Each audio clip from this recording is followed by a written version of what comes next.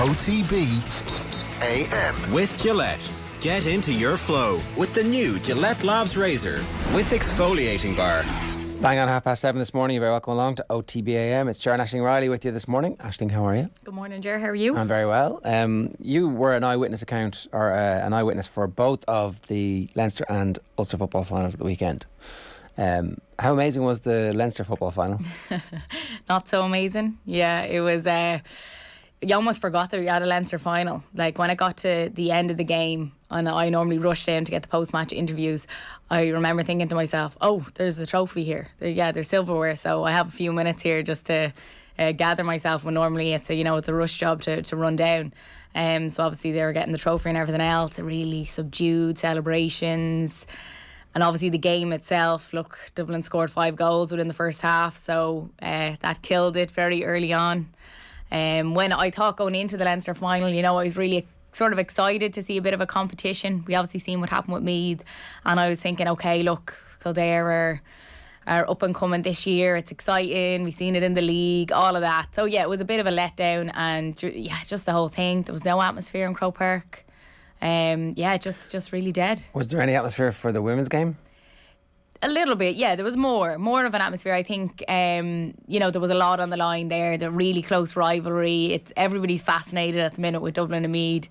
It's great to see that. And obviously within Leinster in the women's game, we really needed that as well. So we knew that was going to be close. We've seen them meet twice. Previously early on in the year, once in the league and once in Leinster. So we knew it was going to be close. But it was still quite dead in terms of there wasn't a hell of a lot of people there. And sometimes I like seeing them games in a smaller, confined, home sort of venue.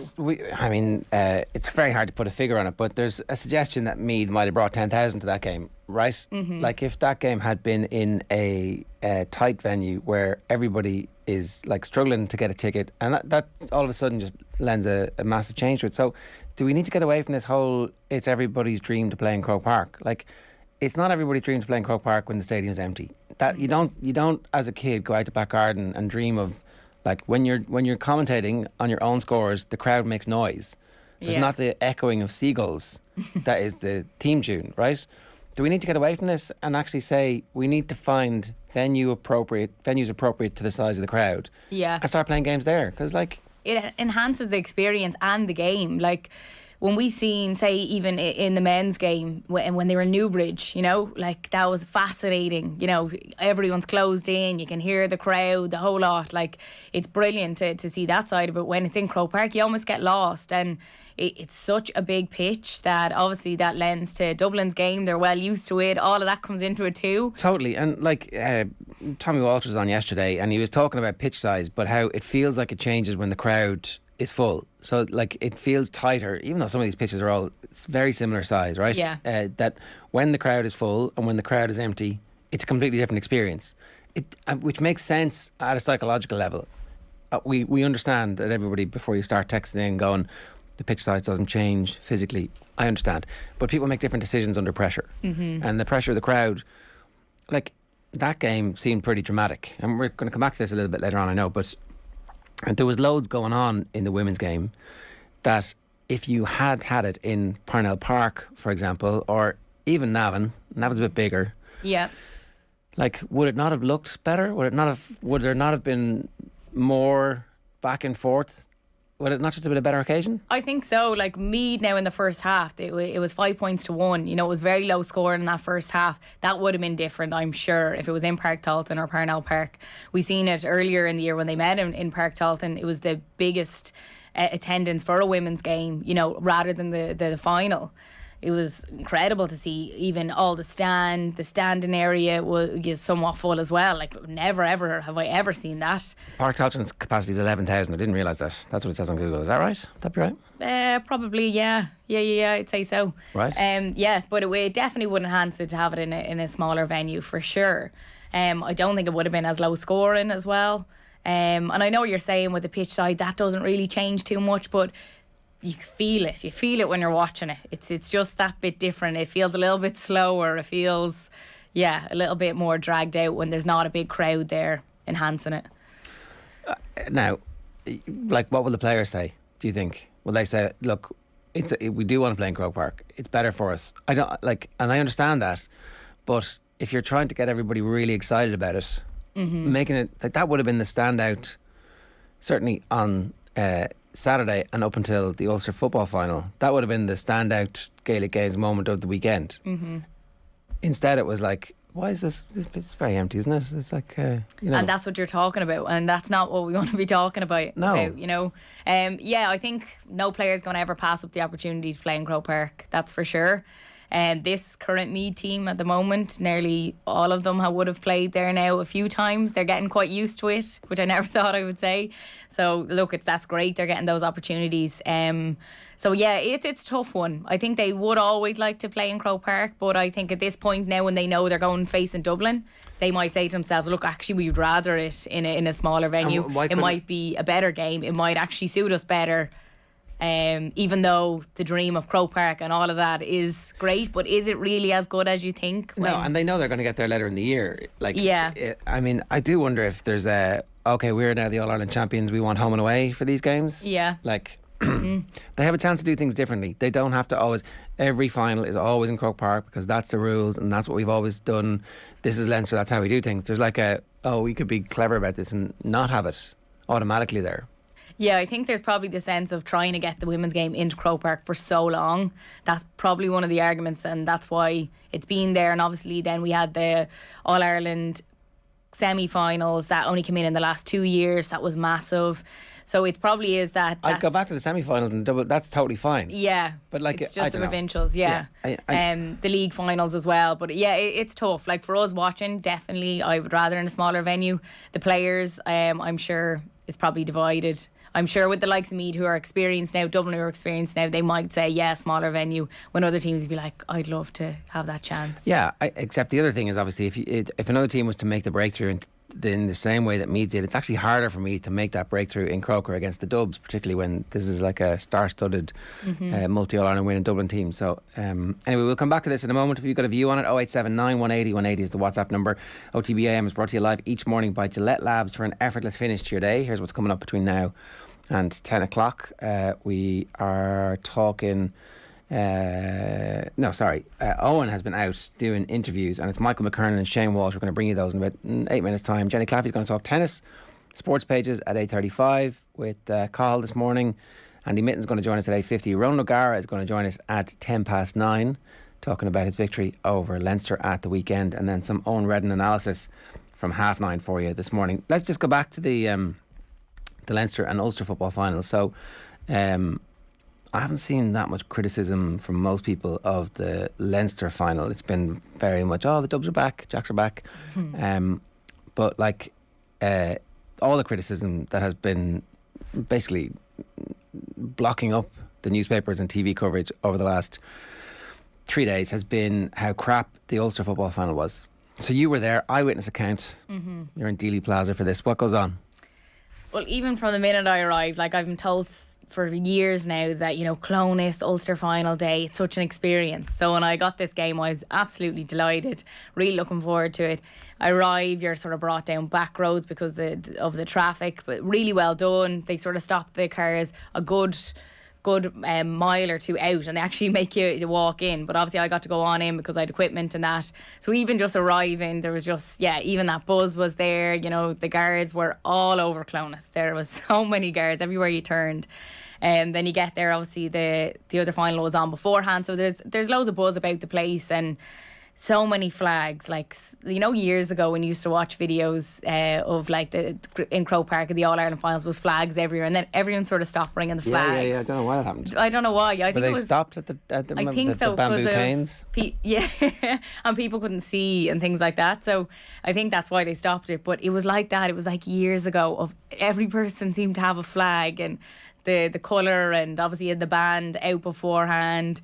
Just really good buzz. I was like, this is brilliant. I was really enjoying it. And then the game itself, cagey enough start, both teams trying to figure each other out. Wasn't a score for about, I think it was 12 minutes into the game until we seen the first score. So obviously, not great. You would have liked to have seen it more attacking, but you understand it's an Ulster final. That's what I was thinking. Anyway, you get it. And then I got a message, I think it was through the second half, from a few different people being like, oh, this is grim, isn't it? I was like, this is grim. I was like, what did he mean? And Malik O'Rourke was with me, and I turned to him and he said, oh, I seen a few things on Twitter, all right, people calling it out, saying this is rubbish, what is this isn't football. And I sort of thought, I was like, geez, I don't feel that at all. I was just so enthralled. I was on the edge of my seat the whole time. I get it. I know people are listening now going, what, is she serious? But what I mean is, it's an Ulster final. It's tit for tat. It's one score here, there. There's these players that are dying to win their first Ulster title for their county within Derry. So I get it, and I could feel that the whole way through. So I got the message and I was like, oh, and I text back to one going, geez, doesn't feel like that here. And they were like, oh, maybe it's the commentators actually that are swaying me. And I was like, what are they talking about? Because obviously I can't hear that while I'm on air too. So only afterwards did I hear and see all the commentary around it all. But for me, from start to finish, it was a brilliant experience. I hadn't actually experienced anything like that in, I don't know when I have, because even Croke Park for All Ireland's, you're not allowed on the pitch. Obviously, all of that is a bit more subdued because they have to control it, when it was chaos, obviously, on the pitch after, in a good way. It was just brilliant scenes. So I loved it from start to finish, I have to say. What happened at the end of the game? You can't go down and interview the Derry players in the normal media area because they're not there. They're on the pitch for an hour afterwards, probably. They were still there when I was leaving. I've never seen that because I'm there till the death, because you're doing interviews right till the end. And normally players are well gone and you're on your laptop on your own sending things back, but they were still there. Conor Glass was up in the stand when I was leaving, still signing autographs with kids, and he wasn't out of his gear, so I don't think he got inside. Normally I would try run on the pitch afterwards, and you couldn't. They put up barricades all round, sort of say the entrance into the media area, so they put that all around and let the players sort of still be on the pitch, but then they obviously cornered off the fans. So there's a few fans allowed in there. So I was in that area and I seen Conor Glass straight after. So I ran over to him and interviewed him, and he was completely hoarse, and he in the interview. So I was like, obviously you couldn't hear a thing from the crowd noise. He's like, couldn't hear a thing. I was shouting when you're calling for the ball, and so they were just ecstatic. And obviously you seen the scenes of everybody out on the pitch, the flags. It was amazing, and you could really see what it meant. And obviously for the Donegal people, Declan Bonner, look, I spoke to him after as well. Devastation, just really, really hurt. I think it was one of the toughest defeats. Yeah, and I understand why, because it feels like they have the players to play a different game, and a game that might have been successful against that Derry team. So I'm sure they're second guessing themselves horribly. Yeah, big time. I think as well, I couldn't understand why at the end of normal time, when it was level and they had the ball, I turned to Malik and I was like, are they playing for extra time? Do they want extra time? Because I surely in my head said Derry or Donegal in extra time. I don't know why. I just maybe watching on some of the lads, some were cramping. I was like, I think I would fancy Derry. So I thought it was so strange that they didn't attack up the field at that point. To try and create something. Maybe it feeds into that whole actually afraid to lose the ball here, and it comes back to bite us, so we'll just hold the ball and go to extra time. It does seem strange. So Michael says it's tradition, Ger, we don't have to change everything. Are you talking about the playing games in smaller venues? That it used to actually be tradition to play games around the country. There was home and away in most of these. We've only moved to Croke Park in the last 30 years for Leinster quarterfinals, semi-finals, finals, All-Ireland quarterfinals. There's even been, I don't know if you remember when the American football made the game end up in Limerick, and it was sensational between Mayo and Kerry. It was one of the great GAA occasions. It was no, it has to be in Croke Park. It has to be in Croke Park. It has to be a half full Croke Park, no atmosphere, or an absolutely teeming Gaelic grounds, or Páirc Uí Chaoimh, or wherever. Yeah. I think the best games that I've been to over the last year or two out covering games have definitely been in smaller venues, for sure. Jared Lynch says, I think it's very different when you're at the game, understandable, and you can take in the atmosphere, etc. But as a spectacle, it was brutal. If you want to go and see a spectacle, go and see an art gallery. The Ulster title was on the line, and so Derry are doing what they need to do to win that game. And I don't know, I just think that if I do think that it depends on where you watched it. Certainly, everybody who got in touch with us, who were watching on the BBC, were like, I understood exactly what both teams were trying to do, why it was happening, where over the course of the season they've developed and evolved all this, and somebody wasn't chirping in your ear going, this is shit. Like, because that has an effect, and that it actually, makes you think a certain way. So it sways your sort of opinion, and it influences you to think a certain way, I would think. So watching that game, I probably would have came away thinking like that, but because I couldn't hear it, I didn't think like that, Barry Kieran says, I was flicking between the BBC coverage and the RTE for the Ulster final. RTE analysts were slating the game, whereas the BBC pundits were calling the game gripping. Pundits control the narrative. I mean, I would hope that people can actually think for themselves. I thought that we were at a stage now where everybody is watching enough. Maybe there's just not enough league football on, because you don't see Derry, we didn't see Derry week in, week out in the league. And, we were reading match reports and catching some highlights of them, but the exact same response was made to the Donegal team that came up, because people couldn't understand what they were doing. They didn't know what their style of play was, and so it was therefore sick, an abomination. And the same was said about Tyrone a decade before that. Yeah. And Tyrone were actually one of the best teams ever to play Gaelic football. Like, that Tyrone team that won 3 All-Irelands was festooned with brilliant athletes, ballers, and an amazing style that completely changed the game. But because Spillane called it puke football, and because Colin O'Rourke said he'd eat his hat if Dewar was ever, was it an All-Star or Man of the Match or a Footballer of the Year or whatever, we were told, oh, this is terrible. You can't enjoy this. But actually, it was sensational stuff. Like, literally the evolution of the game before our eyes.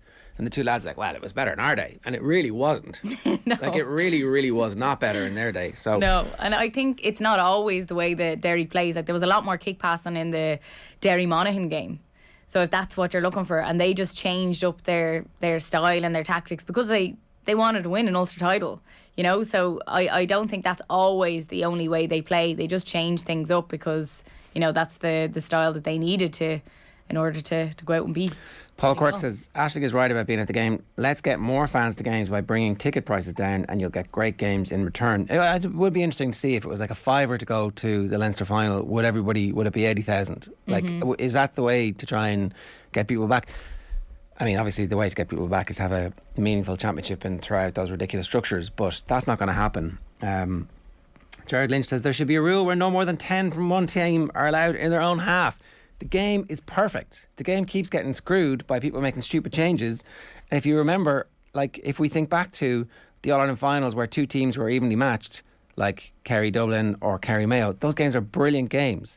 Again, those games are literally some of the best Gaelic football you've ever seen, because the strength and conditioning, the tactical and technical analysis and the planning that goes into it is far better than it has been ever before, because the backroom teams have got bigger. They've become conditioned from the time they're 15, 16. It's just, the sport is really good when you put two teams of equal standing against each other, and when somebody explains to you what's going on as opposed to telling you, oh, I don't understand this, so this is no good. Yeah, absolutely. Even fitness levels, all of that is through the roof now, so they can go back and get forward. So if it is all men or women behind the ball, they're coming back and they're getting forward and attacking too. So, and we've seen that with Derry.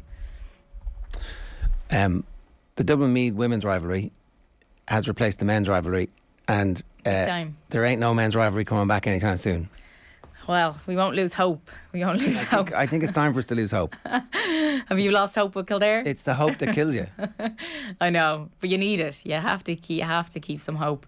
Thankfully, yes, we do. We have it now in the women's game. It's fascinating. Everybody's always talking about it. If you meet anyone, you say you're from Meath, it's now, geez, the women's team, they're a brilliant team. Like, this is brilliant. That's the first thing people say now. And they've changed the Leinster rivalry completely, because we didn't have that at all. But yeah, no, it is great to see. Obviously now they've met 3 times this year. Dublin have won twice, Meath won once. And with the game itself at the weekend, it really came down to a few of the refereeing decisions. Like, there was a sin bin for Moira O'Shaughnessy for Meath for a foot block, which resulted in a penalty as well. So she was on the sideline and it was a penalty. They scored the penalty. And that really sort of changed the game. Now, Dublin, I still feel, were better on the day and they deserved the win, to be honest. But that really did change the game. Few questions around, was it a foot block? It was sort of a low foot block, But I suppose that is still a foot block. Talk yourself into it there. Yeah, because if it was higher, everyone would have been like, oh yeah, grand. But because her foot was still planted on the ground, sort of, it's hard to describe. It absolutely was a foot block. But that did change the game. But there was a Vicky Wall yellow card as well, which didn't have an effect on the game as such because it was so late in the game. So she got a sin bin. But I thought it was... I'd actually be interested to hear what listeners think. Like, I couldn't really understand it. So Vicky's game is always about these power runs. So she bides her time. She waits till that ball comes by her, and then she makes a run. They give it back to her, and she goes at pace. And they obviously knew this and wanted to stop that. So people were looking out for Vicky to block her runs away from the ball. So the ball could be over the other side of the pitch, and then Vicky's making her run this way. Say they run to her, block her run, because they know what she's doing. Yeah. So that's what happened. They ran in front of her. They were trying it the whole game, really. They were trying to get in her head, and they ran in front of her, and she ran into them, knocked one of the girls over. I think it was Lindsay Davey, and then play went on, and eventually then they called Vicky back and gave her a yellow card for that. Right. So I don't know, is that saying it's barging, but she didn't have the ball? Is it... I'm not fully sure, but... The type of thing you want to get out in front of the referees for the next time and say, you keep an eye out on what the opposition are doing to us. They're blocking our runs, and that's a third man tackle, and so therefore... Yeah, it seemed like it was a call from the sideline, which it was very strange. I didn't agree with it now. It didn't have any impact on the game, though. For ages now, we've heard that she's heading to Australia. It was confirmed this week, and what's happening there. Is there concern that she's going to like the lifestyle so much as a professional athlete, and the seasons aren't as perfectly aligned next year and forevermore, and this might be it? Yeah, absolutely.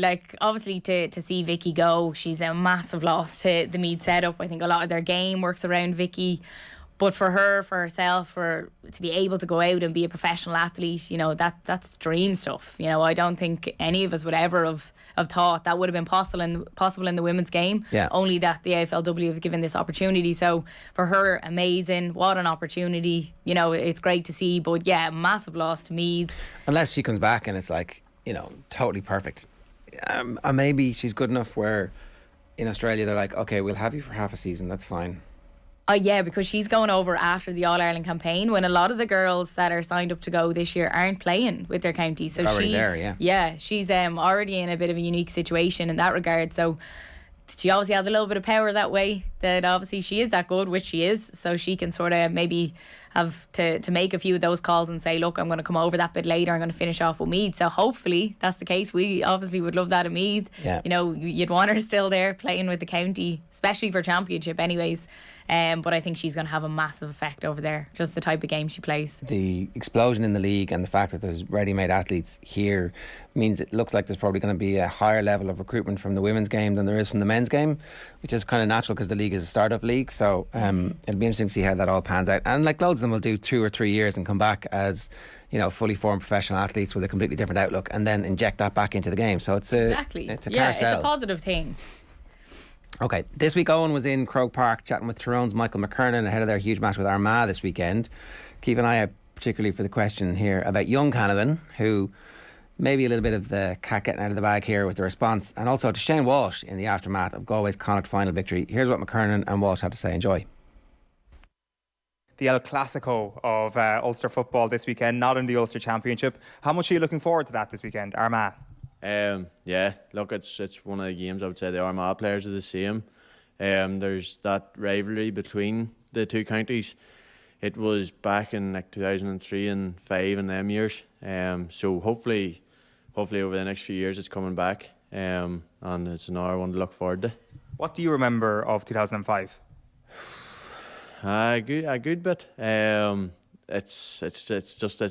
I barely remember last year. Never mind 2005 and 3. I can remember 2003, the free kick Canavan hit against Armagh. I was at that there, so I can remember that there. And then 2005, I actually remember 2003 better than 5. So, but I know they were good games. Do you remember how you felt at that point, seeing Tyrone get over the line for the first time? Yeah, well, I actually didn't get to the final. I got to the semi-final, but I was in the auntie's house in Aglish, and I can just remember, I think I was just running about the house. All my ones were down. It was just even great for the county. whenever you got that first one, and it just gives you that wee bit of hope that there is more in the future. Speaking of the Canavans, has Rory been in training with you yet? Yeah, he has. He's another one that we'll have to try mark. It'll be difficult. Which of the two Canavans is harder to mark? I don't know. They're both exceptional. They're different types of players, and they both have their own threats. So, no, the two of them, they're not nice marking either of them. So does he only come in a couple of weeks ago now after the 20s season finishes, or had he been in and around all year? No, so him and three others, Michael Mckernan, Niall Devlin and Steve Donaghy, have all come in after the under-20s. So they've given us a wee bit of a lift. It was great seeing them winning, and it's given us a wee bit of lift in training. They're pushing us on and making it more competitive, so it's great to have them in. McLean looks like he's overage for senior. He's a monster now. No, he's massive, and he's skillful too. So he's another asset to Tyrone. It's just great to have him on board with us. From your own perspective then, even not just inside in training, but when you look at all the different players that you've marked this season and could potentially mark before the end of this season, how much do you relish that opportunity of the different sorts of players, the different sorts of styles of attack that you come up against, and how much can you actually get used to that as you get older and more wiser in your intercounty career? Yeah, it's great. It's great even being able to compete against them. And it's a challenge obviously for me, Paddy and Ronan McNamee in the full back line, that we're always kind of looking at who's going to be there. But we've massive challenge with the Armagh forwards this weekend. So look at the season. We've marked some great players already this year. But we'll have three in the full forward line for Armagh. That's going to be a handful at the weekend, and we're taking it one game at a time. But we'll just worry about the three that Armagh pick. You don't have to reveal who you're going to be marking, but how do the three of you generally divvy it up? Is it physicality? Is it pace? Is it quality? It just really depends. I'm lucky enough I kind of get the job that if somebody is kind of playing further out, I can go further out and maybe run up the pitch a wee bit more. Don't know if the other two would be too happy about it, but we'll deal with that. But no, it's more pick if we maybe see the team before or something, like it's whoever Fergal or Brian will tell us. Was it hard the week after the Derry match? Yeah, it was disappointing. It's been disappointing basically every week since it. Even watching it at the weekend, it's good to have another team competing in Ulster and get it. It's competitive, but obviously we want Tyrone to be winning. But it is hard whenever you lose anything. It's hard. I would say Dublin were the same last year watching us. I would say they were second watching us win it. So no, it's just if your county doesn't win, you're not really going to be too happy, are you? Yeah, absolutely. How do you manage to get that right then before Armagh this weekend? I assume that as players who've won in All-Ireland, your management don't actually need to tell you too much about what went wrong. When you look at the scoreboard, you know that it wasn't a great day at the office. So are they hard on you, or do they go a little bit easy on you, or how do they manage to build that confidence back up before this weekend? It has to be player driven as well. Like the managers can tell us what to do and give us the instructions and everything, but if we don't go out on the pitch and perform, like against Derry, we didn't perform to what we would have. We were given the instructions and all. It was all planned out, and we had prepared right, but it was just on the day. The players, it relies on the players. They're the ones on the pitch. So look, we know what we need to do. Armagh, as I've said, they've beat us twice already this year. They beat us convincingly in the league. They had a very good start. They're very fit. They're physical, and we know the challenge. And we can't look ahead of Armagh or anything. We will have to get the performance right to even compete with them. That game, the league was a nice friendly one, wasn't it? Yeah, something like that. No, look, it was one of them games that. Look, the four boys, and I'd say Greg McCabe was probably the same. He felt they let the team down. We just felt we let our team down, and even maybe give Tyrone a bad look. But it's one that both teams I'd say have learned from. Finally, then, are you kind of easing yourself in or feel more comfortable in the role as a leader in this team? Now, obviously, there's been a few people who stepped away from the squad, a few experienced players. You mentioned there that it's a player-led environment when things aren't at their best in the camp. So, as somebody who's been around the panel now for a few years, do you find yourself slotting into the leadership shoes a bit easier? Look, if there's something to be said, I don't think much boys would have any issue saying it. Like, it's to benefit each other. So if somebody needs to talk to somebody, they will. It doesn't matter what age or how long they've been there. Like the under-20s, if they see something from watching us earlier in the year and they're only in, we'd take it on board. But there's still the likes of Niall Morgan, McNamee, Paddy, Matty Donnelly, all them older boys that have been about and know a lot more than me probably. So how many Canavans are we going to see on the pitch this weekend? I don't know. That's not my choice. Shane, you said after the win on Sunday that it was a particularly sweet Connacht final to win. Why was that? I suppose the big one was probably the fact that we'd won in front of our own supporters. Galway hadn't done that since 2005, and like none of the group, our current group, like had done that either. So like it was just, that was probably the sweetest aspect of Sunday, was the fact that along with the performance, it was our own family, friends, everyone around Galway got to see it in front of their own eyes, and you know, it's just great. Like, it was great for the group because a lot of lads won their first kind of title as well on Sunday. So yeah, no, just plenty to enjoy from Sunday, and I'm sure the lads are still enjoying it. But it would be nice now, because I know Park will be keen now to get the heads down again for the next 4 weeks. Does it feel as well, when you talk about the sweetness, that this Galway team have always been good enough to produce that sort of result over the last couple of years, and maybe Park's first year got interrupted by COVID and there were other issues here and there, that this year finally you've got to prove yourselves and just what you can do? Yeah, I suppose. Look, we were unlucky in some regards, I suppose, with COVID, but like also with, you know, even we felt like we let ourselves down last year in getting relegated from Division 1. So there's plenty of motivation behind us getting our act together, and you know, but to a man, like every single player in that dressing room has put in some shift over the last couple of months, and you know, even the last 3 years, even through COVID, because like there were some dark times there where lads were training individually by themselves, and it's very difficult. Like, you know, it's a difficult place to be when you're used to a team environment and then you're back as an individual. But no, to a man, everyone dug in, they put in the work, and you know, everyone got the reward there on Sunday, which is great. Just great elation there in the dressing room. Have you watched the goal back yet? I watched it once, actually. Marty was just on to me about it earlier.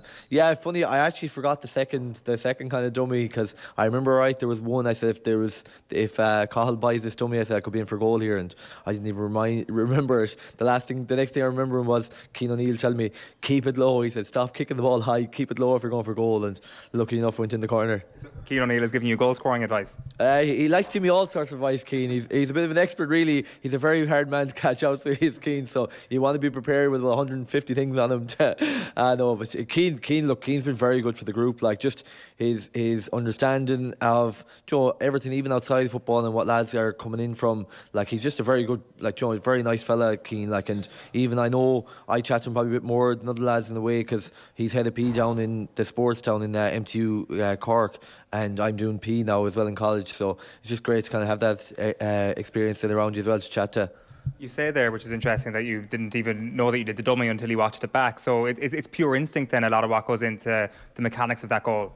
Yeah, I always said, like, that's probably something for me, is like I play on instinct, and you know, sometimes it's good, sometimes it's bad. You're practicing enough to hope it's always going to be good. But yeah, no, you just have to go as you see it. And you know, in the back of my mind, I'm kind of saying, if I'm not looking at a defender but I'm expecting one to come, I'm going to shift inside. And yeah, it's just, look, it's one of those that came off, and I know the lads to be slagging me sometimes in training that I overcomplicate things, but I think that was one that came off for me the last day. It wasn't bad. When you get into that position, are you always thinking goal rather than just get it over the bar? Yeah, well, when you're forward, your instinct is goal, and if you can't score a goal, you settle for a point. That's kind of the way you try and think, anyways. But look, it all depends on the way the play comes. But you know, if you get a ball in the middle of space and you think you can see a picture to goal, you're going to be trying to rattle the net. What's it like playing with some of the forwards, especially numbers-wise anyway, some of that full forward line like Comer and Finnerty? It feels that you've all got very different attributes that could bamboozle a defence to a certain extent. I suppose, look, I'm lucky enough. I've been playing with Damo since pretty much I started. Both of us started around similar time, and like, we call him the digger. He kick any kind of ball to Damo, and he's more likely going to come out with it, and probably his man will be on the ground sore from hitting off to him or something. But like, he's in, like, it's funny because Damo doesn't get the credit he deserves in regards to the skill he has possesses, because just his ability in the air, but also he's able to kick off 2 feet, he's able to score goals, score points, able to lay a ball off, like he laid off the ball for my goals the last day. And then you've Rob, and Rob's just a phenomenal sharpshooter. Like, he will literally score off one step. He just gets the ball, and if he's anywhere around that scoring zone, he's lethal, and he showed it on Sunday. Like, you give a forward of that calibre space, they're going to punish you. And but again, that all comes back to the work that goes on from our goalkeeper up, like, because in fairness to the lads, like, they are the ones stopping the scores going the far side and then getting the ball up to us as well. And they deserve huge credit for that as well, because they've got their stick, but in fairness to them, to a man, they've all applied themselves really well, from Liam, Sean, Jack there at the back, really helping us. And like, when you get the ball up front quickly in space, the world's our oyster as a forward. Like, whereas if you don't, then you're having to work that bit harder as well for it. And lucky enough, the backs were doing a lot of the donkey work for us the last day. You talk about playing in space. How much are you looking forward to getting back out on that pitch? I only got a brief spell in it there for the league final, and anytime you get to play in Croke Park, it's a special pitch and such a historic place to play. And look, for us, we're obviously focused on the quarter final now in a couple of weeks, and just looking forward to it. Like, to play in Croke Park at any stage of your career is unbelievable. Like, so we just have to make it count now the next day we go out there. OTB AM. This is OTB Sports Radio. The team of OTB are taking on a challenge. A challenge that requires fitness. A challenge that demands months of training and preparation. A challenge that requires knowing when to push and when to focus on recovery. Triathlons aren't easy, but having a fitness coach helps. Whoop are helping us non-athletes. You need all the help you can get. Yeah, as I was saying, helping us non-athletes feel like pros in our challenge to complete a triathlon this summer. OTB Sports, in partnership with Whoop. Unlock your inner potential with Whoop, the personalised digital fitness and health coach that provides you with actionable feedback on your sleep, training, recovery and health. Check out whoop.com for more. Paddy, I go, what? It was Paddy Andrews. I go, yeah. As he goes, this is James House. He's upstairs. Will I get him? The Football Pod with Paddy Andrews and James O'Donoghue are bringing the show on the road. The first stop for Ireland's biggest and best GAA pod will be the Royal Theatre in Castlebar on Thursday, June 2nd, as Paddy, James, Tommy and special guests dissect, analyse and celebrate Mayo football, as well as getting stuck into the runners and riders for Championship 2022. Tickets are €20 plus booking fees and are on sale now. See otbsports.com/events for more. OTB AM. With Gillette. Get into your flow with the new Gillette Labs Razor with exfoliating bar. All right, it's 8 minutes past 8. You're welcome back to OTB AM. It's time for us to turn our attention to tennis, and I'm delighted to say Jenny Claffey is with us in studio. Welcome. Thank you very much. Thanks for having me here today, guys. You were sitting outside. I was like, I didn't recognise you because you're like not behind a Zoom screen. So the French Open so far has been pretty good. It's been dramatic. There's been good storylines, and yet we seem to have arrived almost imperceptibly at the women's semi-final day today. It feels like there hasn't been enough made of the women's side of the draw, and that's been a kind of a narrative running this week. Yeah, there's been a bit of controversy this week surrounding the timings and scheduling of the women's game. The tournament director, Emily Maresmo, has come out yesterday to say that the reason for this is basically that the men's game is more appealing to viewers, and it must be where the money is at. So a lot of the players are beginning to speak up now at their distaste for this issue. You see, look at some of the scheduling this week. They call it the graveyard slot, the first matches of the day, and nearly all but one match has been a women's game. And then also they've introduced night matches, and only one of the 11 nights of those have been women's matches. So there's not enough being done there for women. Because there was a bit of controversy, a tiny bit of needle between Nadal and Djokovic about the time that was on. Nadal felt like he could pick because he's the king of Paris, and he wanted the middle of the afternoon. Djokovic wanted the nighttime because apparently that has a significant impact on clay. I don't know enough about this, but it was enough for them to have a little bit of a beef about it, and that beef seemed to carry on to the post-match where whatever frostiness exists between them. So it's obviously a big deal, and it's been talked about this week. Yeah, well, I think the schedule that match, particularly the scheduling of that, was maybe more for TV and viewers. The Nadal wanted to play that match during the day because the surface, as you mentioned there, is a little bit more favourable to him. The clay is faster during the day when it's warmer.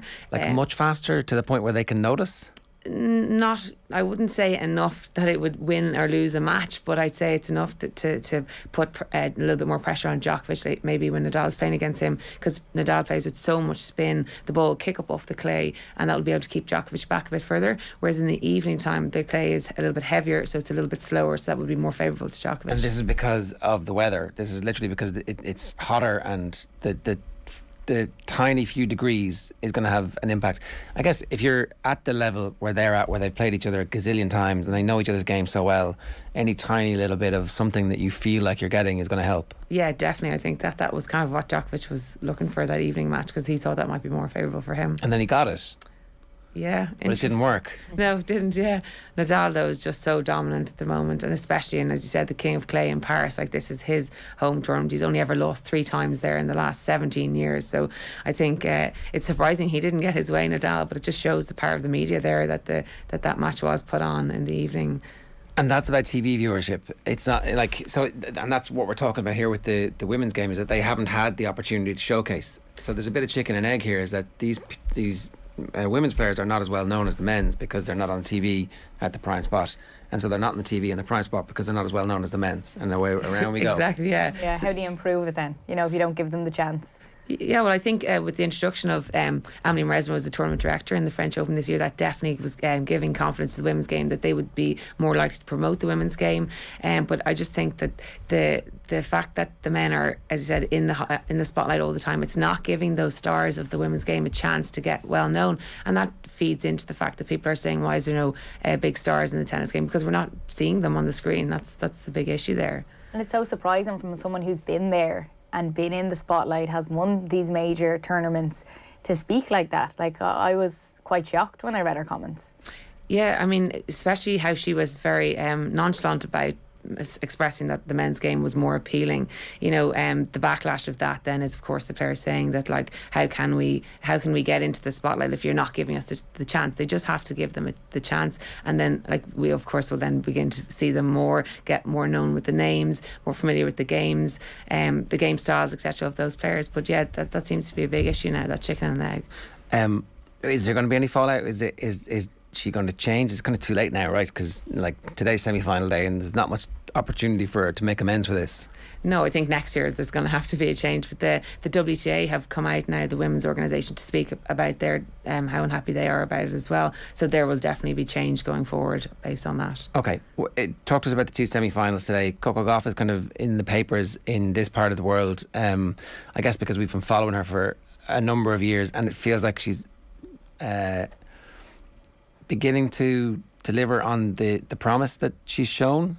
Is that fair? Yeah, I think, she's been in the spotlight since she shot to fame, and when she was 15 there 3 years ago, after she beat Venus Williams in Wimbledon, and then I think she struggled a little bit with that fame, and her game has kind of always been there, but I think she's suffered a little bit off court, like, and mentally with the pressures of being a star. But she's shown in this Grand Slam and then the last few tournaments running up to this that she's in good form. She's serving very well, she's playing her game really well, controlling the ball, and I think that she's going to be a threat today versus Trevisan.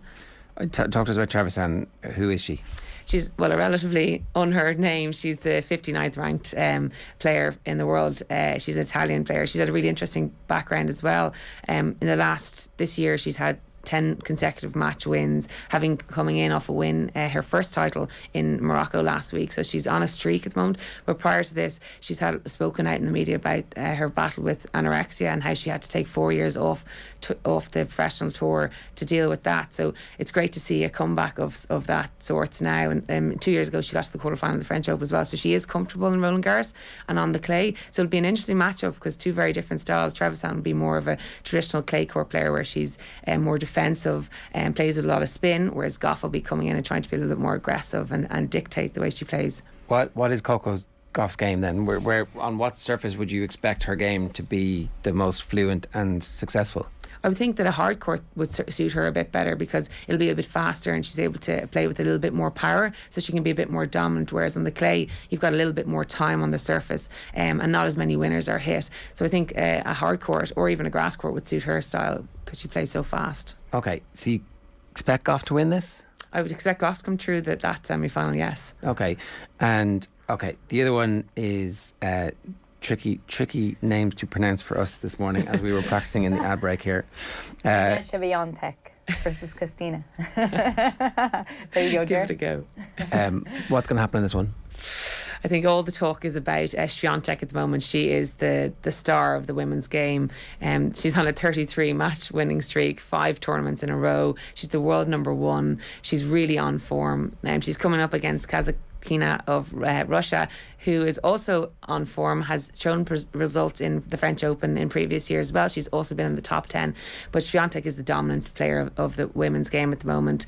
To look out for in today's match, we would want to see Swiatek using her big forehand to dictate play, staying up close to the baseline, trying to control the rallies, whereas you'll see Kazakhina hanging back a little bit, trying to defend, because she plays a little bit more defensive game, but she's going to have to try to impose herself by playing a little bit flatter, because Swiatek will just be dictating and overpowering from the baseline. Obviously, Swiatek has won this before and kind of knows what this is all about. She's only 21, so are we looking at the birth of like a dominant force over the next period of time? I think that she is one to look out for. Now, we've mentioned the likes of like Osaka in previous years, and even this year she's done well, but I think Swiatek is really the woman of the moment in the women's game. She has the game to be the best, as she is the number 1 at the moment. She also has incredible poise and mental strength, which we see. She travels with her psychologist full time and attests a lot of her success to having her psychologist alongside her, which is obviously shown on court because she's so tough mentally. She's also physically very strong. She has all the shots in her repertoire. I think that she is the woman to dominate the game. It feels like there's a generation kind of, even so, as I said, she's just turned 21, is that right? Just, yeah. So with her and that generation who are just behind her, it looks like we're about to reach a stage where we're going to be seeing these week in, week out in the late slot and the French Open over the next coming few years. Like, it's kind of weird they didn't take the opportunity to establish them as stars this time, isn't it? Yeah, it's a real shame. It's very disappointing that we haven't got a chance to see these stars up in the lights, you know. But I think in the coming years, Swiatek will be up there with the likes of Osaka, and like they could be a rivalry in years to come, you know. And there's a few other players, Maria Sakkari and Sabalenka, those hard hitters who also will be pushing. And I think we're going to see those names in future names in the next few years, with big rivalries. Maybe not quite like the big 4 of the men's game where you had Nadal, Murray, Djokovic and Federer, but I do think we're to look out for those names in the next. Was Raducanu going to join them, or was that like a flash in the pan? Yeah, she's an interesting one. She has an amazing game. Her game is suited to be the top of the women's game, but she's just, I'm not sure she's quite caught up there, maturity wise and mentally. As I said, that's a huge part of the game. So she's just shot to fame, and that's a huge thing, especially with the Brits. They're so. She's a star in the making, but they think straight away, straight away. And then as soon as you start to fail, it's like, we knew all along. We were just building you up to pull you down. Yes, there is that narrative with the Brits, and especially in tennis, and it's with everything. But you can see it in the tennis. So I think they've jumped on the bandwagon of Emma Raducanu, who's going to be the next big thing. But I think she might take a little bit longer to get to that, to stay at that top, the consistency at the top of the game. But she does have the game definitely to be in the top. Is it more difficult for the women who break through at an early stage in the women's game than it is for the men's? Because, you know, you're talking about various players having to deal with either anorexia or the difficulty of being famous really quickly. It seems like that happens less in the men's game. And maybe it happened less in the men's game because the big 4 were there, and so we saw fewer people break through and be put up on that pedestal so quickly. I don't know. Yeah, I think that, as you said, that those 4 were so dominant for so long that there was nobody was breaking through there. But there were those on the periphery, like the likes of Zverev, who's now in the semi-final today. He's a really big name player who's breaking through. Alcaraz, the young Spaniard, he's 19. That's really unheard of to have such a young player in the men's game at such a high level so quickly. It does take a little bit longer because there's such a wide pool of men's players who are at the top. Even the top 100 are all contesting week in, week out. Outside of those top 4 though. And just went back to Kasatina because I just thought it was so interesting to see players on clay and the differences between clay and then the grass court. And she's a player that's always been particularly good on clay. So you think that's maybe a bit of an advantage that she has, that she can maybe try and have one over Swiatek, or is she just way ahead? Yeah, well, I think, they actually both got Swiatek got asked that in an interview about, this is Kazakhina's favourite surface, and Swiatek's response was, so clay is my favourite surface too. So it'll be that matchup, like they're both playing on their preferred surface. But the games, you say, are different on the different surfaces. So as we see on a clay court, the ball is bouncing much higher. Players are playing from much deeper in the court, so they're much further back, so they're playing with a lot of spin and pushing each other back. Whereas if you compare that to, say, a grass court, the ball bounces very low in a grass court. You see a different kind of a game where the players are coming into the net more because the balls are landing maybe a little bit shorter, so they're able to come in and follow those in. The ball's bouncing far less on that. And then on a hard court, that's a little bit similar to clay, but there's no sliding necessarily on a hard court versus a clay court. Whereas like on a clay, the surface allows for you to slide through it and play shots, whereas on a hard court, this isn't the same. You're stuck to the ground more, so it does play a high bounce, but not as compared to clay. But you will see some players sliding on a hard court. That's like a Djokovic, like that incredible athleticism he has to be able to do that, but I wouldn't try that at home. Is it more difficult on the clay? The game. It's more physical, definitely more physical. The matches go on longer. The rallies last a lot longer than they do on the likes of a grass court. More difficult. I think it can be more forgiving in ways because more players get a chance on a clay court, because the likes of players who are playing defensive game style, it suits a clay court because they can just run around all day defending, whereas you don't get away with that on a faster surface. So it allows for a little bit more players to come shine through in these, like the likes of Kazakhina. Did you get an opportunity to play on clay courts much? I'm guessing there's not too many of them in Ireland. No, there's one. When I was growing up, there was only one clay court that was down in Tipperary. Now a few more courts have this artificial clay because we realise it's a really beneficial surface to learn on, because it's really good for your fitness. The rallies are lasting longer. You're learning to play a different game style. But when I was competing, a lot of the surfaces I chose to play on were on hard court because it suited my game more so. I had a big serve and a big forehand, so I liked to play aggressively, so the hard court suited that. Whereas the clay, I wasn't as comfortable, rallying all like 20 shots. So I was much more comfortable trying to be more aggressive. So I played more on a hard court. Sorry. The point about Djokovic sliding on the hard courts, does he have to have special runners for that? Like, there are different shoes for different surfaces. No, but the shoes not run the risk of like wrecking your knee over his ankle. They do, but they have that. Just they're incredibly supple and their bodies are able for that. You don't see every player doing that. And even with Nadal with his foot problem. So when I was watching yesterday, I was thinking, wow, they're really planting their foot to try and probably keep themselves composed and reach the shot. And I was thinking, God, and he has this chronic foot problem as well, so you would think that the clay wouldn't be as good for that sort of thing, but he seems to be better on the clay. Definitely injury wise, I'm not sure that that's so good for him, but the clay just suits his game so well because he plays with such heavy spin that he is so dominant with his game style on a clay court, whereas his body is not holding up. I don't know if you heard him saying the other day that he's not sure how much longer he can go on with this chronic injury he has. It seems like this is a possibility that he walks away at the end of this tournament. That's suddenly, I felt a little bit like, as opposed to, this is going to be my last French, I'll continue on. Like there was a bang of, I might just ride out now.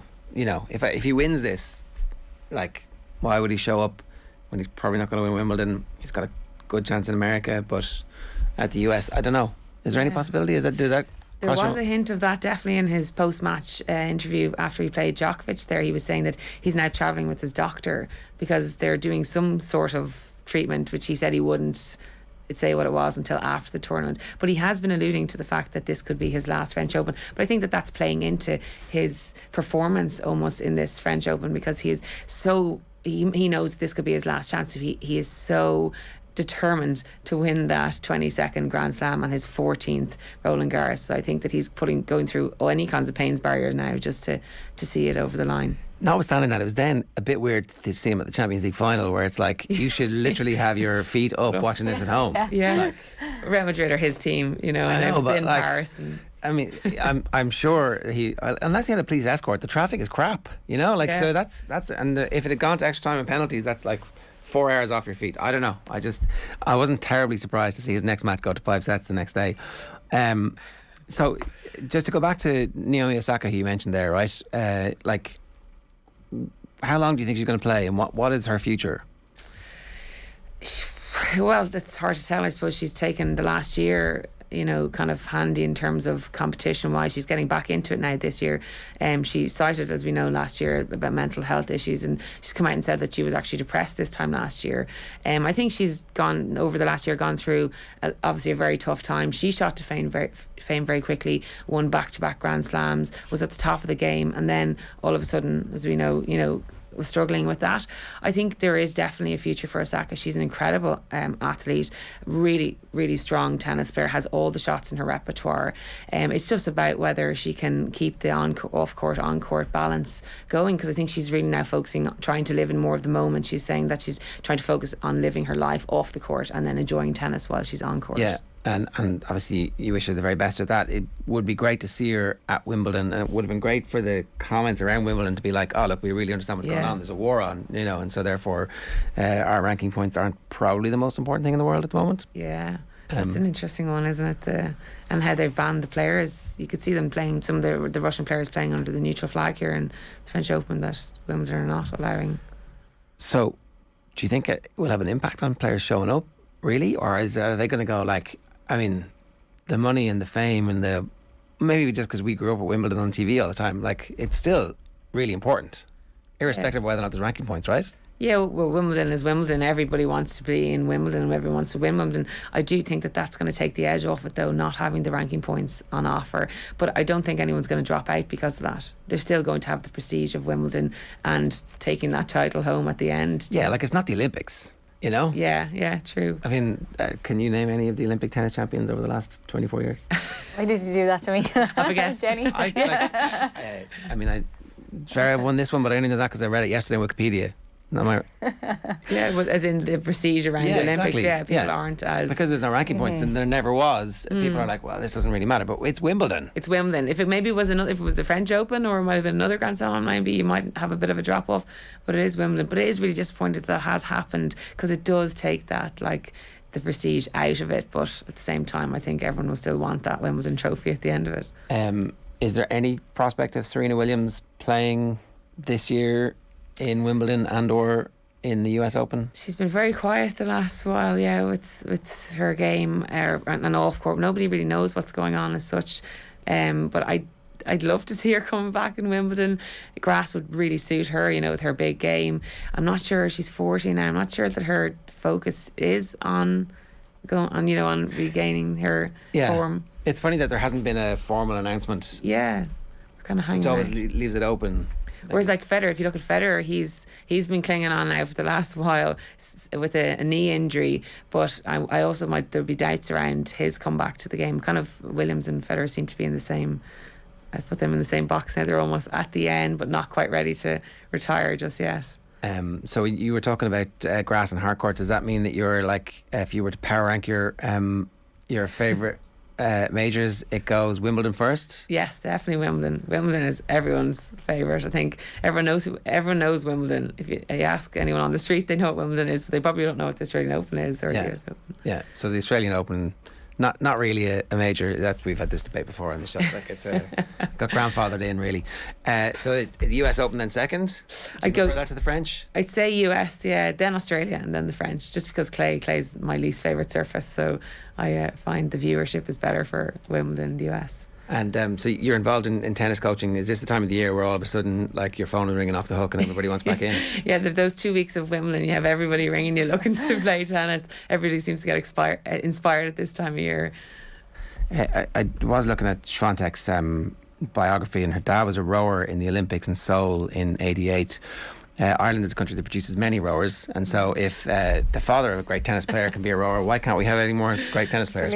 Yeah, they were both of her parents actually were athletes. Swiatek. Why we don't have tennis players in Ireland is quite up for debate for many years now. There's a lack of, I think, a deep pool of players here, so we seem to have lots of competition with other sports, the likes of GAA and soccer and those more voluntary sports, whereas tennis is more of seen a luxury sport because it's obviously you pay your way for it and it's quite an expensive sport. But we lack as well the facilities here in Ireland. Like we don't have that many indoor facilities, and obviously we're a nation of rain, so that's a problem problem like during the year, and the surface then is really important that you train on. You see a lot of those players, professional players now, they are growing up on clay, which I was mentioning is a really good surface fundamentally to learn the game. We don't have that here. That's why there's so many Spaniards who are in the like top 50. Exactly, yeah, that's it. That's there's only clay in Spain pretty much, whereas the facilities here, the indoor facilities was a big issue, and only in recent years now we've started putting these bubbles up around the courts, but that's pretty much only in Leinster. So the likes of Munster have no indoor facilities whatsoever. So how can they produce players, when we're being called off a few times a week with the weather that we have here? As I said, with the pool, like when I was at the top of the game, when I was playing professionally here, the problem I was having was there wasn't anybody to train with who was putting me under pressure. So that's why a lot of the players who are kind of 16 here, if there's any kind of potential for them, they'll go abroad to Spanish academies, tennis academies, or over to France for academies, because that's where you're going to have that big pool of players and lots of different styles to be playing against. Is that too late sometimes as well? Like, I mean, not to write off any 16-year-old who's like, what? But so if you're in Spain at 12, you're playing against players who are world class because is that, do you need to even go a little bit earlier? Yeah, I mean, yes, but at that age, 12, that's a huge sacrifice then for the family. And then, do the family go with you? Does the family stay? And 12 is very young to send a child away. But at 16, you'd want to be making inroads in the junior international tour. Like, you'd want to be near the top, the top 250 at least at that stage, if you're going to have a positive progression into the senior tour. But we're not going to get that at 16. You said, like, you're developed, your game is developed a lot by 16. So it would be better and more beneficial to go at an earlier age. But it's hard to talent spot so young here, especially when they're playing so many sports, and tennis is not the first choice for most people, even if they are incredibly talented. Do you see it's more male or female that are playing from a young age? Here, there's more men, definitely more men playing, and more men have had more success on the tour here. But there are a lot of, at grassroots level, there's kind of a good mix. Like I see it in where I'm coaching. There's a huge amount of girls, but there's a drop off then we kind of get to about 12, and then they're not playing, and they either go into, the team sports because girls want to be amongst their other pals, whereas the guys are a little bit more competitive and they stick with it a little bit longer here. Are you confident about the future of Irish tennis, or is it something that we need a bit of a rethink on? There definitely needs to be a little bit of a restructure, and there is a restructuring going on at the moment with Tennis Ireland. But there needs to be a change definitely going on there, like bringing on more coaches, letting the provinces like the Leinster, Munster, Ulster do their thing as well with their players, and not taking the players up to Dublin and having them only training in Dublin. They need to be back at home. They need to be amongst other players from their provinces, and with the coaches, putting a little bit more trust in the coaches around the country. That would drive local standards, which in turn will drive the national standards. Yes, exactly, yeah. So not taking them when they're only 10. All right. Always really interesting stuff. Jenny, thanks a million for joining us today. Thanks, Mel, for having me. Jenny Claffey there talking to us about the French Open. Let's hear from Caitlin Thompson talking with Joe last night about how long more she thinks Rafa will play. Back with the papers after this. Rafa has indicated this might be his last Roland Garros. I think he really is being held together with duct tape. So it wouldn't surprise me if, in a very, very Rafael Nadal-esque way, he's looking at this as perhaps his last great stand. And I think that we've already seen throughout his whole career, this man contends every single point as if it's his last. It's his superpower. It's, in addition to all the skill and fitness and tactics he brings to the game of tennis, it's just, at the end of the day, he does absolutely not want to lose or give up on a single ball. And I think that's something you can't teach. And I think especially when you got a guy who's looking down the barrel of probably the last great chance he has at his favorite tournament, the tournament that has made his career. It's maybe foolish to think that he's not the favorite in every single point that he plays. That said, myself included, I think most of us thought there was not a chance. I thought, oh, well, he's down. If he loses this fourth set, it's over. And then all of a sudden, the match was back in Rafa's control. And I was basically out of my seat screaming. My son was here with me, and he was sort of stupefied as to how any one person could get that into a tennis match. And I said, this is your inheritance. Deal with it. We're going to be doing this together for a long time yet. There are so many idiots out there, so many spoofers. There's a lot of horse. I think he's a total spoofer. What do you mean a spoofer? He says bullshit. No, Emma, come on, don't be, no, I'm not, yes. No. All right, we can bring you some of the newspaper headlines. Do I have a tab of the morning to you straight off the bat? I don't have the sun. I do, yeah, there you go. South Africans in the Champions Cup will make it harder to win the tournament. That was a conversation that was happening on Wednesday night rugby last night. John Duggan's Virtual Insanity is up and ready to go for the memorial. And also the lunchtime wrap yesterday, Dennis Leamy was confirmed as the new Munster defence coach. His replacement is going to be Sean O'Brien, which I hadn't heard anything about in the build-up to it. So that was the return of another Leinster legend to the backroom team, replacing, indirectly the Leinster legend that was Contapomi. So they're keeping that line of coaches alive from players who played at the highest level for the team. Obviously, I know he's not directly replacing Contapomi again before the angry man on YouTube gets in touch. Come on, you boil in green. What are the chances of a break? Apparently it's going to be hot in the game against Armenia at the weekend. Ireland will have to sweat it out to discover if they get water breaks on Saturday. Stephen Kenny and his players landed in sweltering Yerevan yesterday afternoon. Temperatures are forecast to reach as high as 36 degrees on match day. This is not good for us. We do not perform well in the sun. We don't. We like the sun, we think, and then we get there and we blister and we sunburn and we get heat rash and we're like, geez, it's too hot, isn't it? Yeah, 36 degrees. That is too hot, and definitely to be playing a game.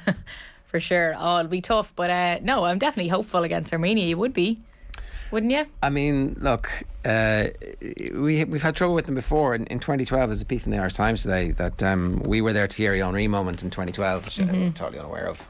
Yeah. Very, very colonial of us to be like, oh, really? You remember ours. Exactly, yeah.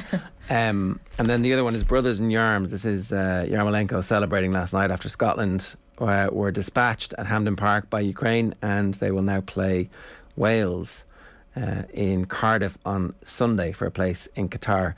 It's tough that they obviously had 2 away games to get there, but there's certainly an emotional intensity that nobody else is going to have at the moment. Yeah, and that's what it seemed like. And I think for Scotland, they didn't really show up, when on the other hand Ukraine really have that emotional, as you said, intensity, and you could feel it in the post-match interviews afterwards.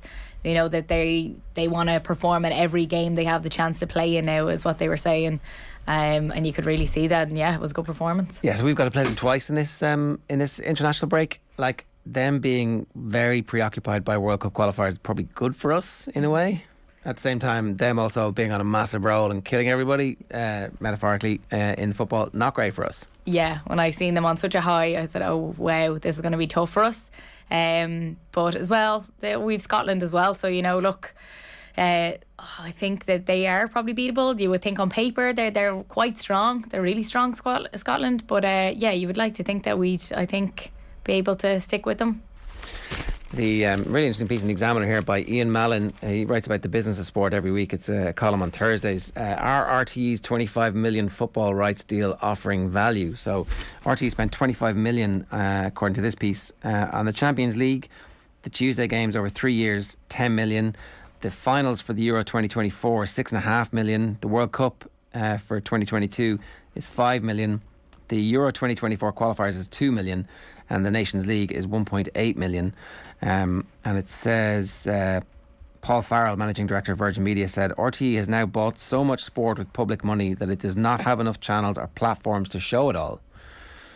It's interesting, isn't it, that they're spending money, according to Paul Farrell, who's the Managing Director of Virgin Media, that they're spending money on sports rights and then not even able to broadcast everything that they have the rights to show, which is really interesting. You have RTE's head of sport, says Paul Farrell, saying he does not want to create a monopoly with sport, but basically demonstrating that he has so much of it he doesn't know what to do with it. RTE faced some criticism in March when it decided not to broadcast a Rovers versus Bohemians game live, opting instead for Wales versus France in Six Nations Rugby. And then again back to Paul Farrell. The clear reality is that RTE has built a monopoly using tens of millions of euro in public money, that's your money, in public money, and you have to question, is this the best use of public funding, and where does it stop? Because of course the alternative is that Virgin could pay for it, which would cost us nothing as taxpayers, and put it on. So we could get it for free as a country from Virgin, or we can pay for it as taxpayers, and it's no difference except we're spending our money to get this thing which somebody else could give us for free. Does that sound like a good deal? Sounds like a good deal. That's that. So look, I would urge you to read this. It's unusual because we don't really get broadcasters talking about other broadcasters too much What I have noticed is that at a recent Oireachtas meeting, RTE is never held to account to explain how money is spent, what it's investing in and where the money is going. They rock up and tell whatever committee. We never separate that out publicly or what we use our money for, and that has suited them for years. Basically, it comes down to accountability and transparency. Bear in mind, RTE have lost millions and millions and millions and millions and millions and millions and millions and millions over the last decade of our money, and they're investing it in sports rights. And Virgin are saying, we'd show the same games and it wouldn't cost the taxpayer anything. Just think it's an interesting thought experiment for us all to get into, and you can read that in the Examiner today. Back at the Times, the London Times, small screen exit for Pogba. The Man United account was getting a lot of blowback from Manchester United fans for a tribute to Paul Pogba. Here's how we blew 200 million of your money as well. It's all about the blown money today. Good riddance is the back page of the Mirror. We'll talk with Andy Mitten about this a little bit later on. Scotland 1, rest of the world 3. That's the notion that everybody's behind Ukraine in their bid for qualification, which only Gareth Bale can stop them now. Maresmo in the firing line of a scheduling row is the back page of the Telegraph. Final insult. United flop Pogba leaves on a free with 3.8 million loyalty bonus. 6-year spell cost club 219 million sterling. Ooh. Money well spent. Right, tonight's the night. The football pod is live with Paddy Andrews, James O'Donoghue and special guests. We're at the Royal Theatre in Castlebar tonight. It'll be a celebration of Mayo football. It'll be a look at the championship race and much more. And Paddy and James will definitely pose for photographs. It's the football pod live in Castlebar tonight. Tickets are on sale at otbsports.com/events. Carl, good morning to you. How are you? Good morning, folks. How are we? What is going on today? Well, I'm not going to Castlebar, unfortunately, tonight. I'd love to be going. Night. It is. It is. That'll be brilliant. Yeah, I actually watched back some of the highlights when I saw the poster that Keith Higgin was coming of Mayo and Kerry down in Limerick all those years ago now. 2014, wasn't it?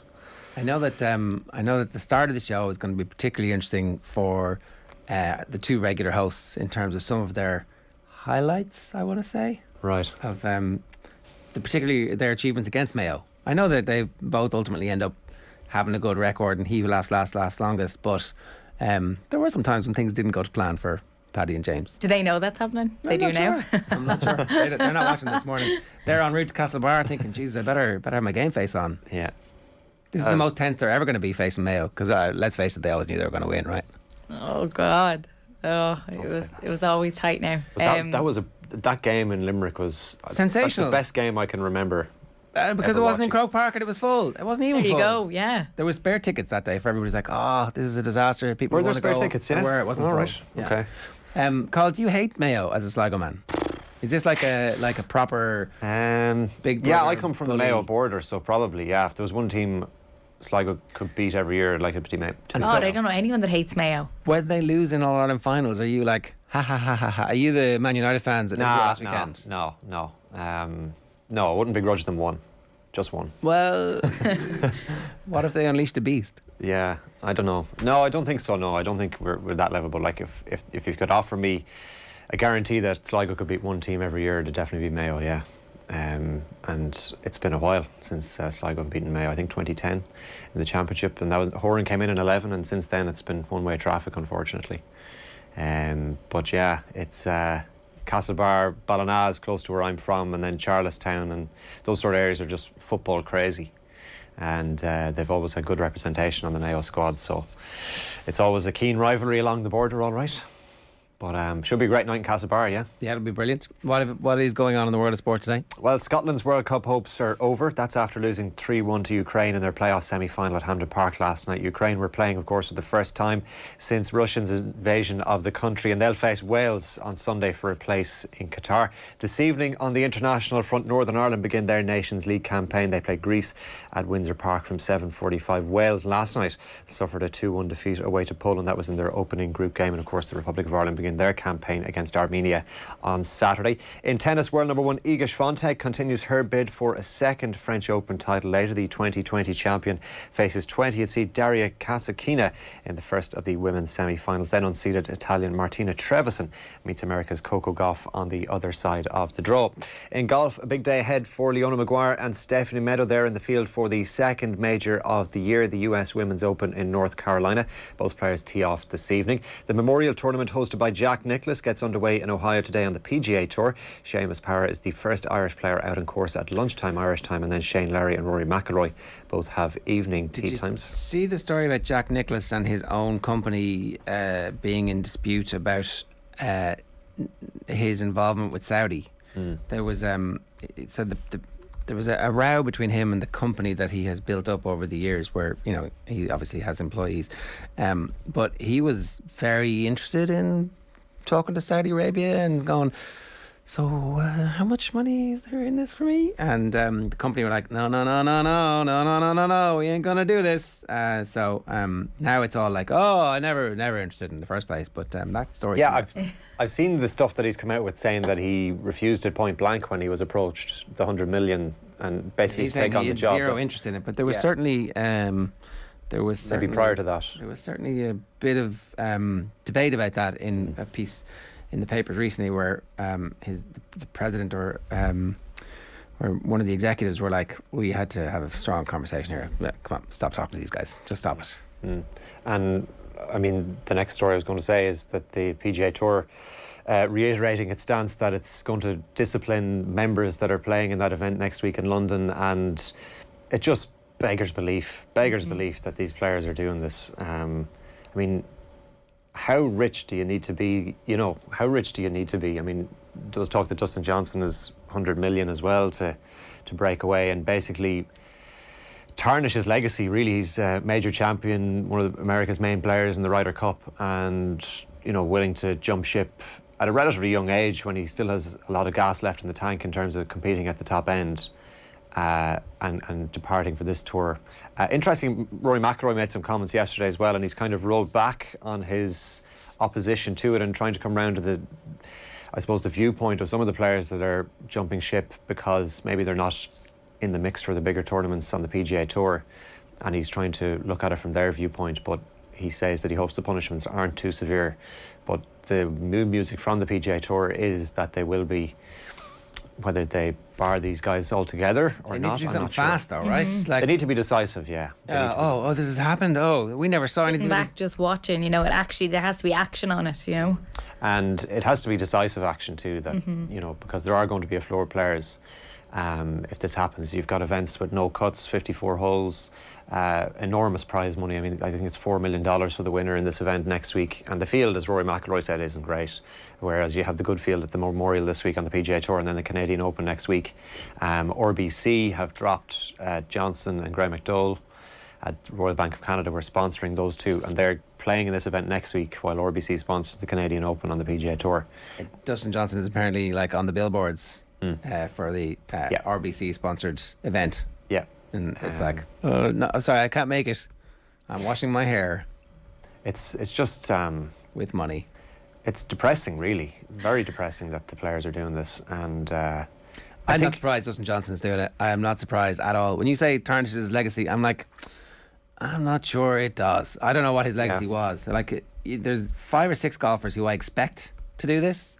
He was one of them. There's a few more who we'll wait and see if I'll name them after the show. But yeah, I mean, you can guess if you were to like do a who's going to say yes to the money. You're right there. You would have a fairly good idea. Yeah. But in terms of legacy, if you look at the European players that are in the field for next week, Sergio Garcia, Graham McDowell, Lee Westwood, Ian Poulter are players that are synonymous with Europe in the Ryder Cup, and there has been soundings that these players won't be allowed to be anywhere near the Ryder Cup in future years if they go and do this. So you just have to think back and wonder, well, were they that committed to Europe in the Ryder Cup, and do they care that much about it? No, it torpedoes a lot of the Ryder Cup's prestige when these players are walking away from it because for money. I do have to say, I think that the end game here is that the PGA Tour and the LIV end up in partnership. That's what happens at the very end of this. We might not get there straight away, and it might take 10 years, but more than likely everything will be made whole by money, and there will be sanctioned PGA Tour events in Saudi Arabia as Saudi Arabia pays to buy a portion. Like Formula One got sold, and all of rugby has got sold. The All Blacks have sold a portion of the All Blacks to money. And that's what's going to happen here. The money is so much that Saudi Arabia have that ultimately they're just going to buy something from America, and America's going to go, there's too much money. So sad. They're going to do what Dustin Johnson did and go, for the good of the game and for my family. It's so depressing. Yeah. And where does that leave the game then if that does happen, and it is a possibility? I mean, that basically everything is tarnished then if it's connected to this money. But all of football is tarnished, I would say, and still we watch it. Yeah, fair point. Like, people love the sport. You know, again, to go back to the kids commentating in their back garden, like the kids playing golf aren't like, yes, I've won Saudi Arabian money or I've won American money. It's like it's the glamour and the glory of getting the ball in the hole. It's the sport. Yeah, the playing. That's another interesting point that the lads were making on the news round last night, is that there's no television deal at the moment for this new tour. There's no sponsorship. They don't need it because they just have so much money, which is just crazy staggering. To think. Yeah, it's staggering when you think. So important before. When you think, yeah, exactly. When other sporting events are happening, the TV deals are central, like the Premier League and stuff like that. All right. I mean, anything else? Crazy. That's just about it. There's Gaelic games as well last night. Brian Hayes kicked 2-3 for Cork as they won the Munster minor football title last night. They beat Kerry by 3-11 to 9 points less than 3 weeks. And they lost to them by 14 points less than 3 weeks ago. And there's racing at Leopardstown this evening, the first off there at 5:05. Red Storm Rising. We keep saying it, just like keeps making a fool of us because it's taken so long. But anyway, Cathal, good stuff. Thanks a million. OTB AM is brought to you live each morning by Gillette Labs for an effortless finish to your day. We'd love to hear from you. You can leave a comment on the YouTube stream. Ronan O'Gara is going to be with us in about 20 minutes time. If you have any questions for Rog or any reflections on his incredible achievements so far this year, and it's not finished for them just yet, then we'd love to hear from you too. 0879 180 180 is the WhatsApp number. On tonight's Off the Ball, we're going to give you the chance to win a €100 Irish independent shop voucher, but more importantly, you're going to be in the draw for a Veloci e-bike. It's the best-selling electric bike in Belgium, and it's now available in Ireland. To enter, text into 53106 to tell us who the mystery voice is when it's played on tonight's show. All I remember is Mayo's crying about why it was not in Croke Park. Then James O'Donoghue and Keith Higgins' best duel ever, says Michael White, talking about the game between between James and Keith, and that might feature on tonight's show. But you're going to have to be there in person to fully appreciate it. I mentioned for the PFA Player of the Year, Son not getting nominated, an absolute shambles. Scores 23 goals from open play this season, and overlooked for Mane, Kane, Virgil and Ronaldo. I can accept Kevin De Bruyne and Salah. I can't accept De Bruyne and Salah. It is kind of ridiculous, in fairness. Ronaldo, would you put him in there? No. No. I know we'll probably talk about it now, but I was quite shocked there. If Son's taking penalties, like, it's game over, you know? So, and also with the level of creativity and chances created that he has. But anyway, let's get to Manchester United. Andy Mitten is with us. Andy, good morning to you. How are you? Good morning. I'm okay, thank you. The end of an era as the players' videos, tributes are released. And look, clubs have to do this to... maybe they don't have to do it, but they do it. So how is the Manchester United fan base reflecting on the end of Jesse Lingard at United and the end of Paul Pogba at United in particular? Most of them are glad that those two players are leaving the club. We did a poll on United We Stand a few weeks ago about Paul Pogba, and the question was a simple one: would you like him to stay or go? And 95% said go. With Jesse Lingard, I think you'd get different numbers, but the last season didn't work for him, for the club. He had a very good loan spell at West Ham. In hindsight, it's easy to say that he should have been sold a year ago, because he's clearly a player who can stand out for a team in the top half of the Premier League. Manchester United have lost him for nothing, and Paul Pogba lost him for nothing for the second time in his career. So it doesn't reflect well on Manchester United's transfer business at all. And I think there's a feeling that the messages yesterday, they didn't strike a chord with me in the slightest. I thought the tone was completely wrong. I think that calling him once a red, always a red, as the club's official website did, well, he's chosen to leave the club twice.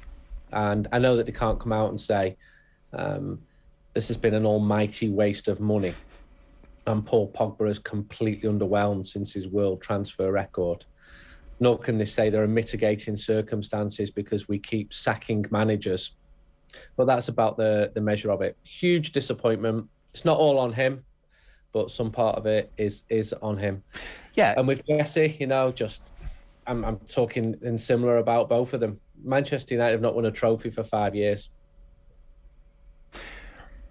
I mean, I would say that a large part of it is on him, but equally, the problem is that the company and the football are so different. The company is well run. They generate massive amounts of money that allows them to buy these players, but the wrong people have been making the decisions about which players to sign.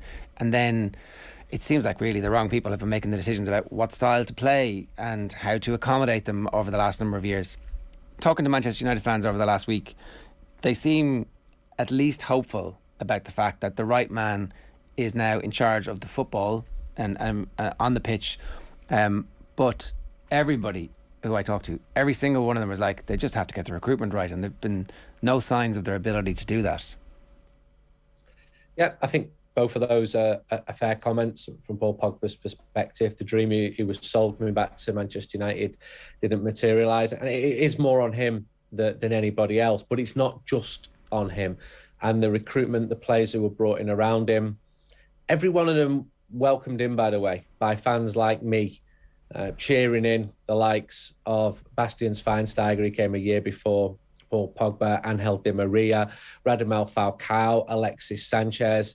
I could probably pick up 15 to 20 names. The recruitment has been atrocious, and United need to do something differently. And under a new manager, I think he'd be cut quite a lot of slack to do things differently. He will have the final say. All the managers have had the final say as well. But he's got a huge job. He's got a very difficult job. I think what you're seeing now is every departure being waved out the door. Every arrival will be waved in the door. Football fans are predisposed to hope for a brighter future, to invest in a brighter future. You see these gladiatorial, idealised images of Erik ten Hag mastering over everything he surveys. I'd love that to be the truth, but I can just see more difficult times ahead. I think United have got to improve. I'm pretty optimistic that United will improve. It can't be as bad as it was this season, last season. And new players will come in, and more players will leave this month. More staff will leave before the end of this month. So there's a lot of changes going on there. And there needs to be, because it is a football club which has failed where it matters most. On the pitch, it's all right bringing the money in off the pitch and being commercially astute, and United have spent a lot of money, but so much of it has been wasted. United's wage bill is significantly higher than Liverpool's. You've got players like Anthony Martial earning more money than Mohamed Salah, and you can always pick at one problem area of any football club. Real Madrid are the European champions, and they had a massive issue with Gareth Bale's wages. The problem at United is it's 5, 6, 7 different players. And it's just a massive job. Like, when I'm thinking about it, like, he's coming in to a club that needs a lot of restructuring, needs to be rebuilt, really. You have these players that are there that aren't really on form, superstar players not really on form. Then you're bringing these new players in. Then, as you were saying as well, there's players coming, or there's staff coming and going. How does he manage all that in the dressing room? He's got a difficult job. He had a difficult job when he went to Ajax. And a lot of people were doubtful of him when he went there. He's got a very clear philosophy of what he wants. I've spoken to a couple of the United players. They want that. They want to hear that from the new manager. Ralph Rangnick didn't work as a manager at all. And nobody wanted that to be the case. The players wanted it to work. The manager wanted it to work, but it just didn't work.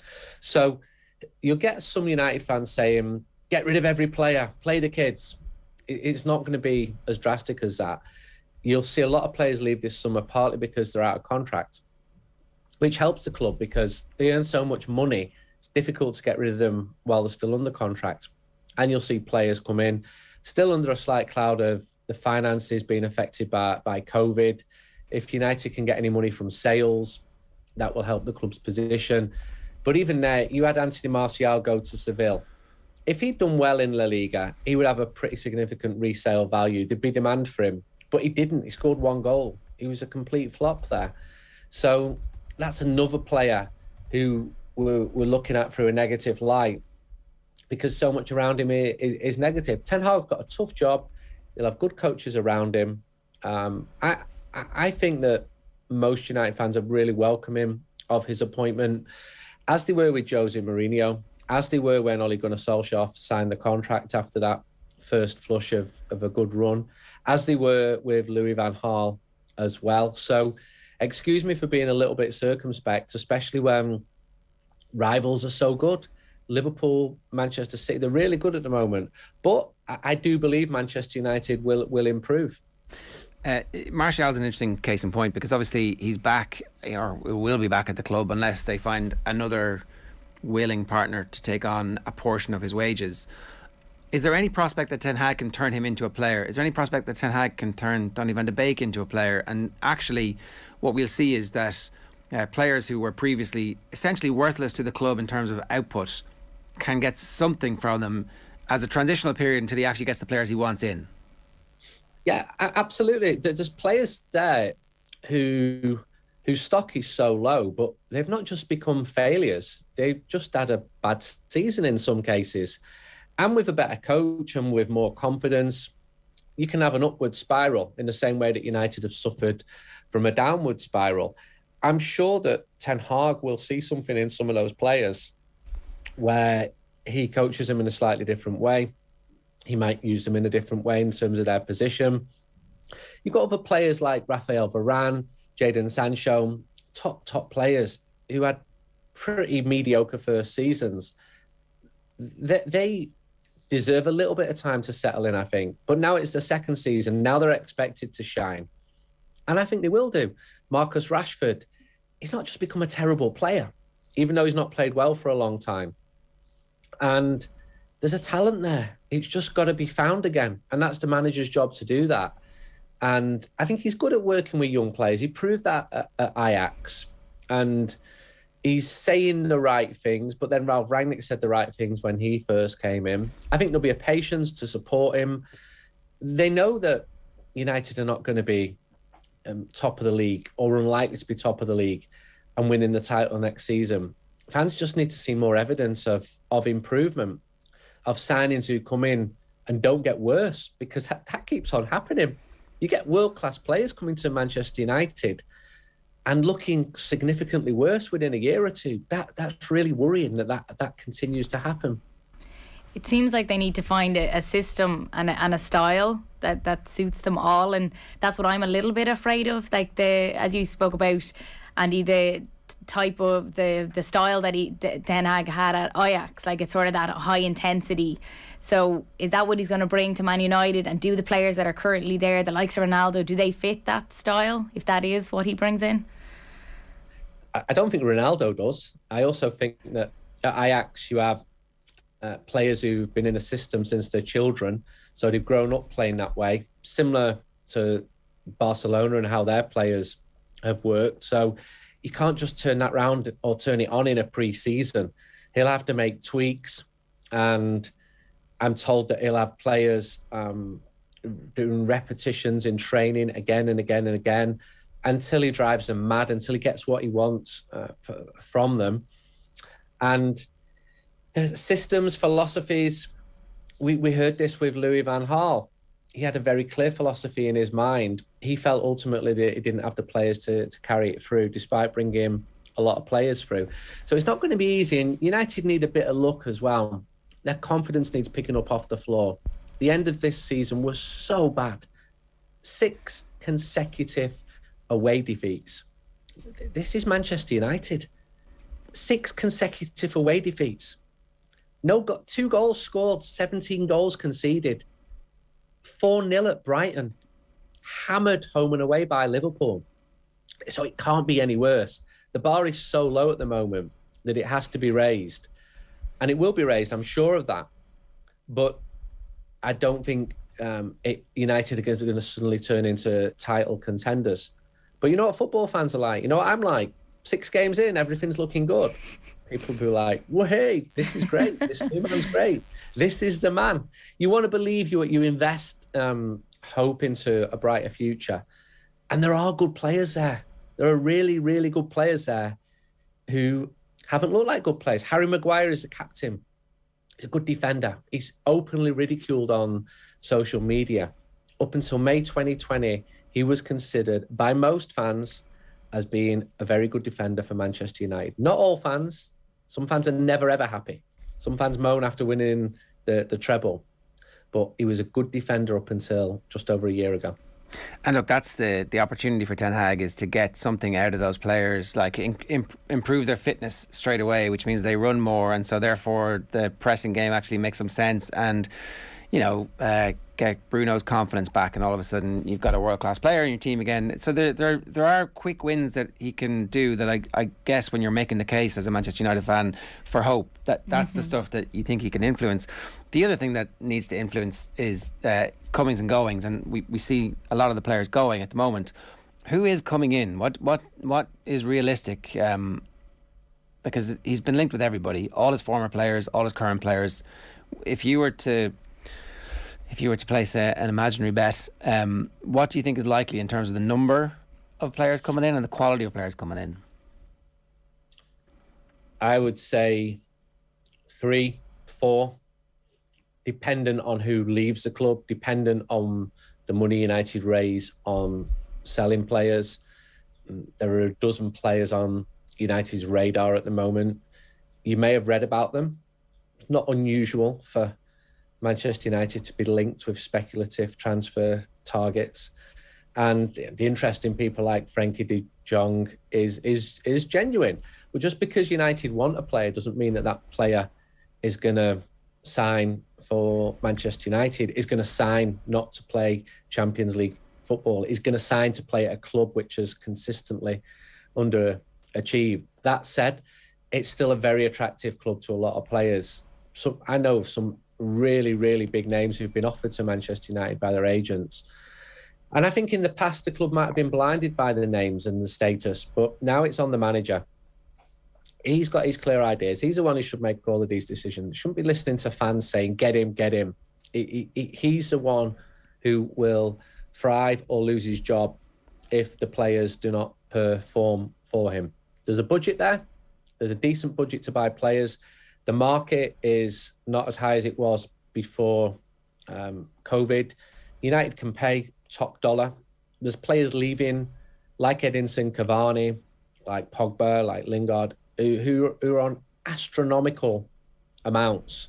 And Cavani's another one. Great player, great career, but such a disappointment last season. Huge, huge disappointment that it was unavailable for so many matches. And if you carry one player like Madrid carried Gareth Bale, you get away with it. But if that's happening to 3, 4, 5 players, your ship starts to sink. And that's what happened with Manchester United. So many injuries. Ole Gunnar Solskjaer had pretty good luck with injuries, actually. But in the last year, it's been much more of a worry. So players will come in. There's this clamour to sign players now. And I get that, because the idea of business being done early is a good one. And I think United fans are still haunted by the summer of 2013, where Marouane Fellaini ended up coming in 2 minutes before midnight, when Tony Kroos had agreed to join Manchester United under David Moyes for the following year, when other players had agreed to come as well, and just United made a complete mess of it. So fans are pretty circumspect, but I know that players going back to February and March were saying to the club, yeah, we're interested in joining, but tell us who the manager's going to be. So the managers came in, the manager's sorted. So that's good. United are not scratching around for a manager now. And that's happened in the past. You know, in 1981, 3 different managers rejected Manchester United before Ron Atkinson took the job. So they've got Ten Hag in. That was the manager who United wanted. He's really set about his business. He's doing lots behind the scenes, been lots of meetings in Manchester, in London, in Amsterdam as well. Lots of names mentioned. Some of them have been nowhere near what you've read in the media, which may surprise people. Some of them are all over the media. Some of them are being pushed by their agents who want their players to be linked with Manchester United, because there's very little downside to that. Yeah. And that's what's happening. Yeah, for sure. Andy, good stuff. Thanks a million. Thank you. It's Andy Mitten there giving us a sense of what the off-season is going to be like for Manchester United. It's 9 minutes past 9. OTB AM brought to you live each morning by Gillette Labs for an effortless finish to your day. Here's what's coming up on OTB Sports Radio today. If you listen to nothing else this week, tune in at 1 o'clock today. OTB Gold, Dr. Harry Edwards talking about the O.J. Simpson documentary. It's sensational stuff. Leaders' questions with Stuart Lancaster at 3. Our retro panel is League of Ireland players in England at 4. And OTB Gold is Declan Murphy, the story of his recovery from a horrific brain injury while racing.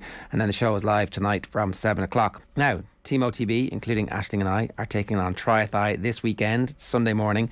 It's all in partnership with Whoop, the personalised digital fitness and health coach that helps you unlock your inner potential. See whoop.com for more. During the ad break, you'll see a sneak peek of our preparation session with Irish Olympic triathlete Carolyn Hayes and get an idea of just how well prepared Team OTB truly is. Stay tuned. Ronan O'Gara is next.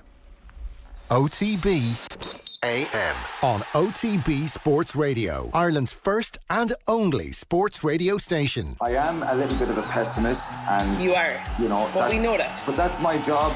You're supposed to bring the positivity here. Munster legends Alan Quillan and Niamh Briggs are joining forces to bring you all the latest analysis, news, interviews, and so much more. I told you, when you're famous, you just got to be, you've got to be ready for these kind of stuff. The Red 78 with Alan Quillan and Niamh Briggs. Available every Wednesday. Don't miss a moment of action. Subscribe to the Rugby channel on the OTB Sports app and turn on your notifications now. Wise. Have you all looked at the course maps? There's a lot of stuff you've said already that you're making me very concerned. Starting to sweat. You're talking about tapering down. I haven't really kicked off the tapering up just yet. Okay, do you know what? I'll start with it. Does anyone know what a triathlon is? What does a triathlon involve? A battle between your mind and your body. Yes, very good, but a bit more than that now. So I have like swim, perfect, bike, yeah, and run. Do you know where you're swimming? River, sea, pool? What's the river that runs through Athy? Barrow. The Barrow, yeah. Yeah, the River Barrow. Normally we wear tri-suits when we race, so I don't know, Ger, if you'd look good in an old swimsuit. I think that's what Shane has. That's option one. Or else the more conventional one would be the suits. So for the swim, like what you're wearing for the bike and run, you're going to have on under your wetsuit. So, I mean, some people wear swimming togs, and then when they get in transition, get the wetsuit off, they throw on shorts and a top over it. You have to have your race number, okay? That's also really important. And you need to be thinking, am I going to pin my race number onto my swimsuit? Do I have a race belt? Do you have a race belt? No, what's a race belt? Things that put people off on a first date. Showing up late and getting your name wrong? Always a great start. Looking at their phone more than you? Hello? Someone who only talks about themselves. Oh, really? God, aren't you great? Look, no one said dating is perfect, but at godating.ie, we promise we'll always try and find your perfect match. And if you sign up today, you'll get 1 week on godating.ie absolutely free. Yes, even you, socks and sandals guy. Go on, go for it with godating.ie. OTB AM with Gillette. Get into your flow with the new Gillette Labs Razor with exfoliating bar. All right, we've been waiting all week for this. Ronan O'Gara, good morning to you. How are you? Ger, how's it going? Hi, Aisling, how are you? How have the celebrations been? They were good, they were tough, yeah. I'm thankful for... Tougher than the game. Yeah, but I think it's a big part where you get involved with it too. I think from the dressing room afterwards to seeing, I think as you get a bit older too, you see the joy in locals. That has hit me big time this week. Just I suppose the pleasure you've given to the people of La Rochelle, and I think when you're a player, you miss all that. Really, you're kind of consumed by the dressing room and by your teammates. But when you're in the coaching group and you're the coach, you don't have many mates, so you're down the back of the bus on your own a bit, and you can see a lot of things, and you have a lot of spare time, and you could see what it meant to the people of La Rochelle. So that was cool. It was really cool. Just explain a bit of that to us, will you? Because that's interesting. You're quite reflective about that, as opposed to, yeah, it was all amazing. It was like, actually, I got to see, and I maybe everybody isn't fully aware that, like, the people of La Rochelle haven't always had a brilliant rugby team bestriding Europe like a colossus or competing for the bouclier. It's kind of been a relatively new thing that they've been this successful. So you're kind of given an identity to the rugby fans of the area. Exactly, Jordan. That's powerful. I think we were blown away. It was like, I think many years ago, I remember when the Tour de France was very, very popular in Ireland, and when it got to the mountain stage, it's just the images of the guys on the bikes literally being helped up the mountain. It was literally like that with the bus. The bus was kind of being helped through the port by the locals. It was very, very powerful scenes where, like, you know, when you strip it back a little bit, there's a bus here. The bus is the immovable object, you know what I mean? The people shouldn't be in its way, yet they wanted to touch the bus. They wanted to throw scarves, jerseys, whatever they could to the players. And I think, yeah, as you say, 8 years ago, the team was Pro D2. So, like, the Champions Cup has blown them away, you know, and like, I suppose on the roof of Europe or something, they were talking about it over here, and I mean, to be put in the same category as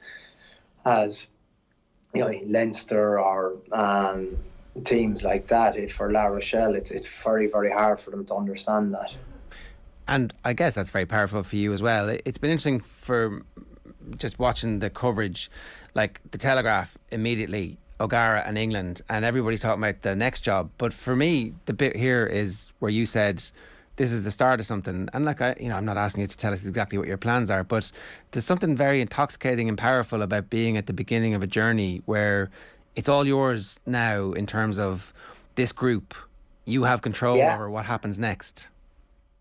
Yeah, exactly. And with that, the next 3 weeks are incredibly important too, because I'd like to think we start a new journey this weekend. You know, we've a tricky fixture in Lyon, but you're still potentially 4 games away from being champions of France. That's the boucle. That's where the history is. That's where the love is. That's, you know what I mean? I think the fantasy competition nearly was the European Cup, because the people thought that can never happen. But one day they dreamt of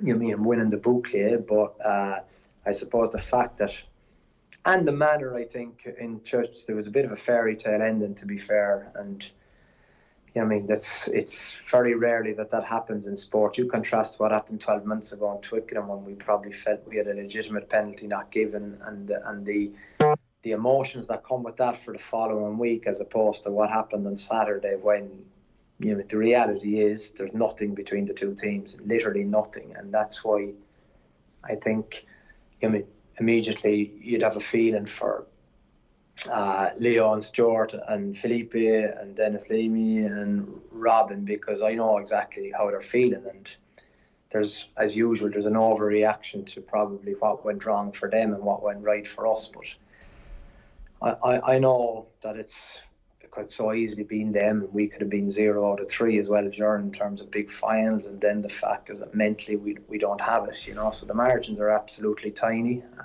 And the Leinster management were class. They came for a beer in the change room afterwards. They were very, very I suppose it was very big of them to do that. Not an easy thing to do, to hang out and watch your players celebrate, but I guess it's the type of thing that maybe they'll feed off over the next while. Can you talk to us about? Yeah, it's the mark of them of men too, you know. I think that is extremely hard, but they did it, you know. And the easy thing was to stay in their own changing room, but no, they did what they felt was right, and I think it was very appreciated by the whole of our environment. You talked about the bus being the immovable object. Your defence was a bit of an immovable object over the course of the game as well. You know, we did a piece with some of the analysts in the build up to the game and then after the game as well, and it was clear that the stats show your ability to challenge Leinster's breakdown is something that had this ripple effect on their ability to be creative over the course of the 87, 88, however long the match lasted. So how far out in advance did you think, okay, if we're going to win this game, it's going to be by starting with that, and then everything else has to go your way as well? But when did the game plan begin to emerge in your mind in the build up to the match?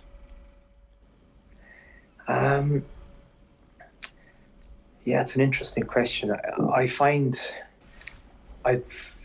I suppose, massive source of comfort was I don't think there's a coach in the world with the certain players at its disposal in terms of poaching balls.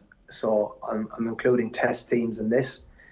If you go through the team in terms of Aldred can obviously poach the ball, Liebenberg is very good at poaching the ball, Will Skelton can poach the ball, Pierre Bougarit is a machine, Facundo Boss is the same, Winnie Antonio, Ray DeWardy, Danny Priso. They're only forwards now, okay? And then if you go, you have Dante and you have Bottia. So if you see, I suppose, how we set up defensively, we kind of changed the position of our number 10 a lot. So we want him running the game and we want him fresh. So kind of keep him out of the heavy goods vehicles, as I call them, running up the middle of the pitch. So, I mean, if the options for attacking teams would be you're either, and it was obviously a bit weakened without Kerbarla because he's like an extra forward. So your options are either you run at Liebenberg, who'll chop you, and you have on the inside you've Bougarit poaching, and on the outside you've Dante poaching. If you go a channel wider, you're going to run into Dante, and you have Bougarit inside poaching. So it's very, very, I suppose, methodical. What I suppose we put a lot of work into is just the importance of collisions 1 and 2. If you don't get them right against Leinster, you don't win the game. So for us, that was a big focus, trying to just, because they have a brilliant attack, we just had to dent them at the first collision. At what stage in the game are you happy with how it's playing out? I think the only stage I was unhappy was probably 18-10. And then the yellow card was like, oh, wow. So that's where you felt, next score, probably game over if it goes to the boys in blue, So, but I think it was great to see, I suppose, some of the key messages from losing and learning in finals.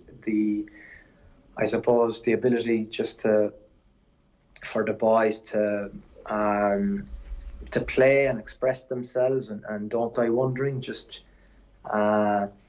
having a go. And I think that was probably, we made errors with the ball and we were inaccurate with the ball, but I thought the mentality of the players was interesting. They didn't get tightened up or frozen by execution errors. I think they had that willingness to throw the pass. They had that willingness to probably go a little bit deeper with their kicks. That for me is very pleasing to see them express themselves on the biggest stage in Europe. And it must be so satisfying as well, having lost last year to Toulouse and now to come back a year on to have, I suppose, sorted out some of those things that went wrong, and to have improved, and to now say we've got over the line, because it can hurt so much at that final stage, and then to be able to come back and go, right, we did something about that. Yeah, you've no idea. Yeah, there's no point saying otherwise. It's exactly why you suffer in silence and isolation for 7 days after Toulouse, and on a double front too.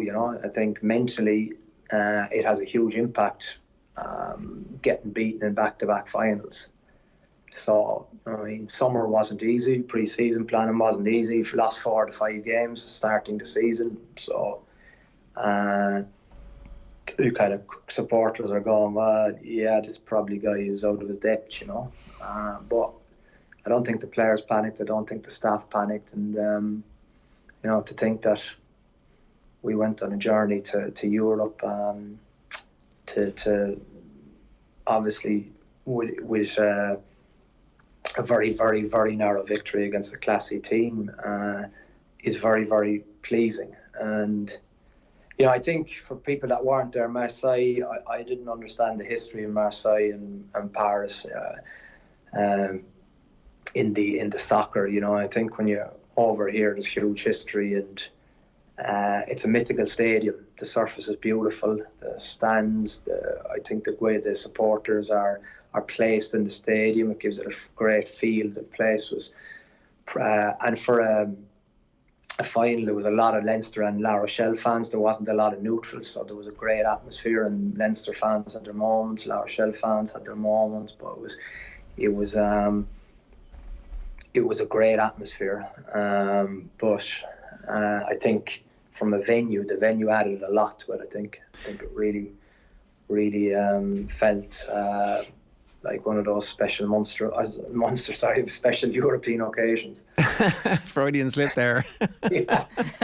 But yeah, there are so many similarities to, I think, the loyalty of Rochelle fans, Munster fans, when you started off this journey. It was, Gaelic talking about, you want to try and keep Toulouse under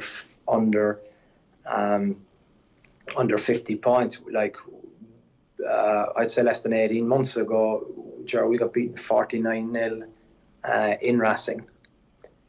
So, that kind of, there isn't much logic to what has happened since, if you look at that day. When you were talking about the defeats at the start of the season, what were your own doubts like? Because, you clearly are self-reflective and questioning everything. Even after victories, you question everything. So two beaten finals last year and then a slow start to the year. What was going through your head? Genuinely, I was okay. You would have. They were desperately difficult fixtures, but I think for me, I could see the hangover affecting people differently. I think if you don't process, the depth of hurt involved in losing two finals, you've missed something. So for me, the start of the season was always going to be slow, and people make, I think, comparisons with French rugby when they don't really understand the template. It's an 11-month season. All coaches are looking for intensity. It's impossible to have intensity for 11 months of the season. It doesn't work. You're going to blow up. So I think what you learn with a bit of time is how to time your run, and when you need to kind of push these boys and to put a squeeze on them, and then the other times where you can cut them a bit of slack. So I think what we've got right this year is I've been big on time off. I don't want to give them as much holidays and as much time away from the place as possible, which other people might go, well, they're on a bit of a freebie here, or he's got, his leash is too loose with these boys. But I think they like that. They like coming, I think, in. And another lesson was kind of, I think, why Munster worked in my time was Cork Limerick. Everyone said that it'll never work, but it was brilliant because we only saw the Limerick guys twice a week, but there was always new stories, there was always freshness, there was always that, I think, capacity to interest your teammate. And if you have the same faces and doing the same routine day after day after day after day, it just becomes monotonous. So you try and break it up as much as you can, Ger. You try and keep a spark with it. Even though you're approaching nearly 40 games a year. But I think boys like playing games. They're not really that interested in training, And Ronan, talk us through those final minutes. How are you feeling? Oh, jeez, all I could do, I just had my eyes on Wayne Barnes, I just was hoping that left arm wouldn't raise, but whatever way the play was going, if he was to raise that hand, I think it was going to be penalty to blue, game over, so you got to remember too, this wasn't a top 14 game where you kind of get an all freebie now and then from the referee if you're the home team. No chance. So this is one of the world's best referees on the biggest occasion of all, so if there's foul play or going off your feet, and there's a highly likelihood when you're kind of pick and go 50 times that you have the capacity to make that error with just one slip of lack of concentration. But Skin Ryan has been working hard, not all year. It was great, till it came down to his play at the end.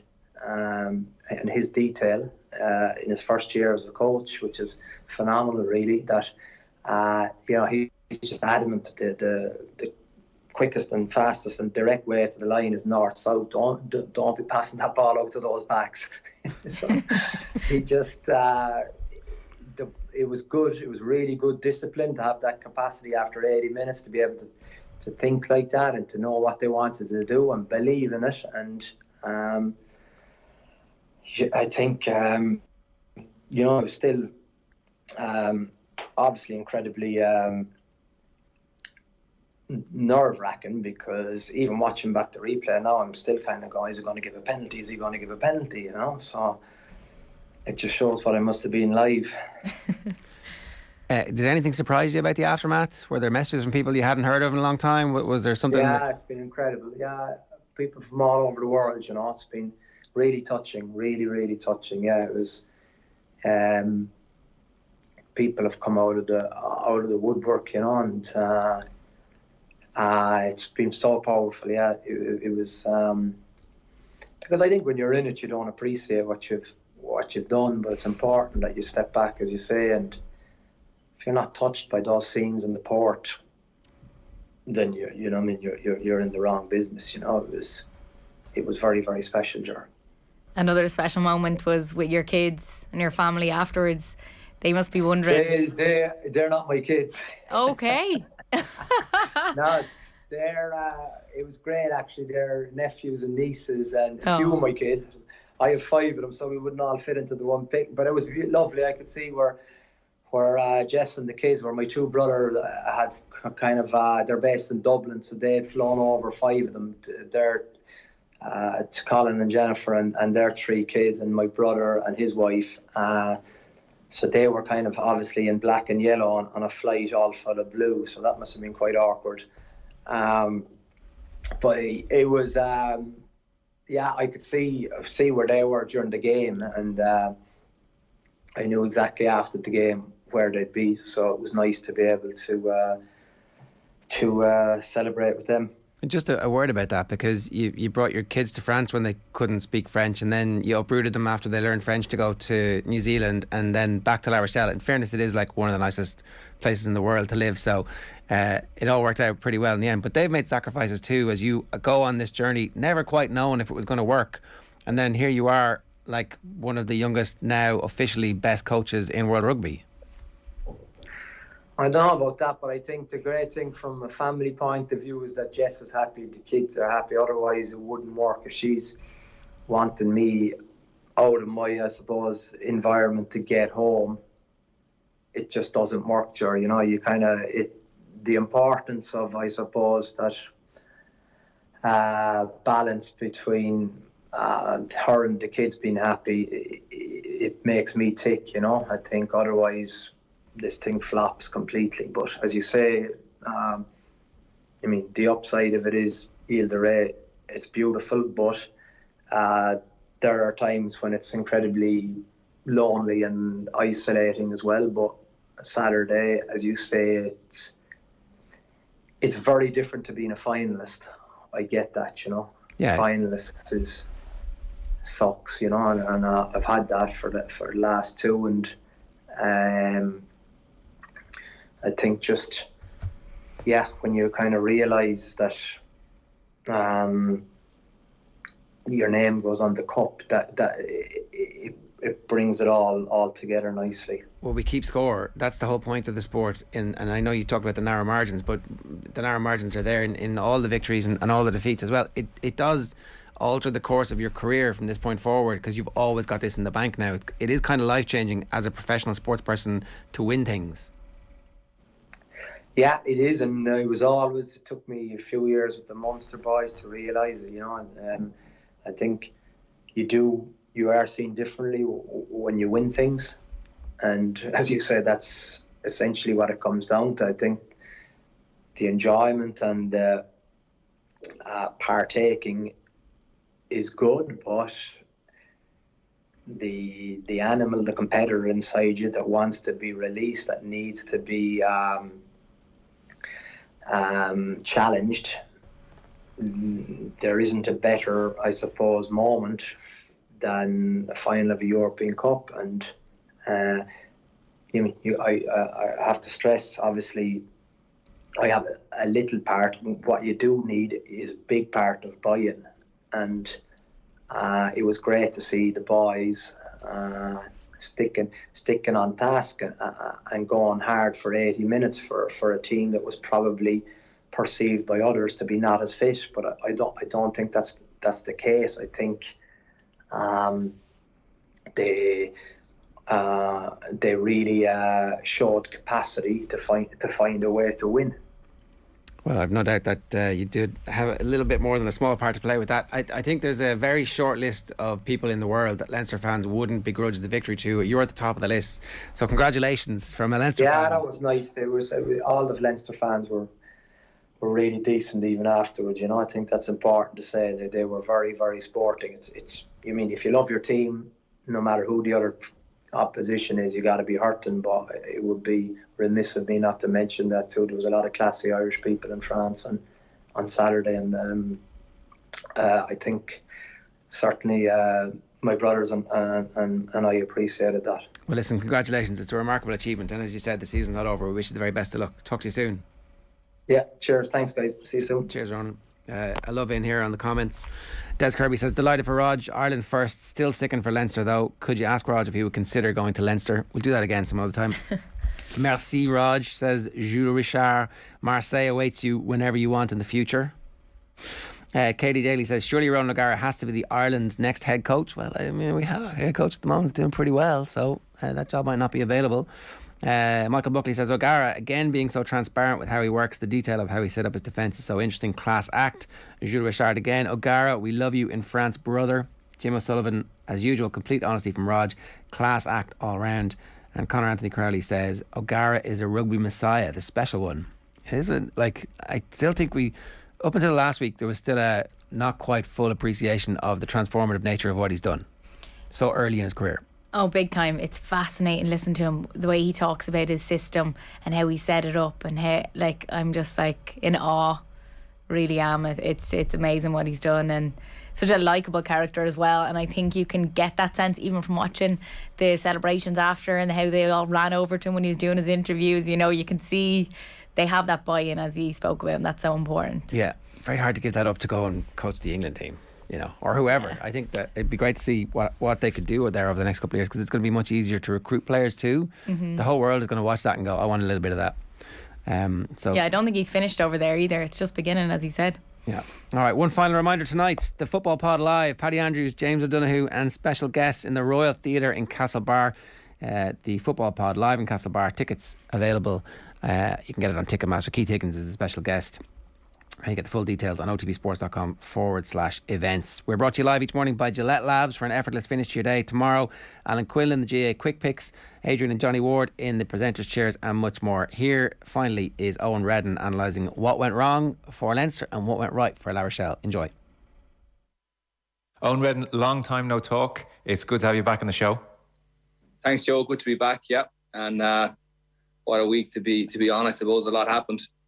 We were just talking very, very briefly before we started there, and you just remarked, man, what a weekend. And it was extraordinary. So give us your overarching take on what O'Gara has done and what Leinster are to make of yet another close but no cigar season in Europe.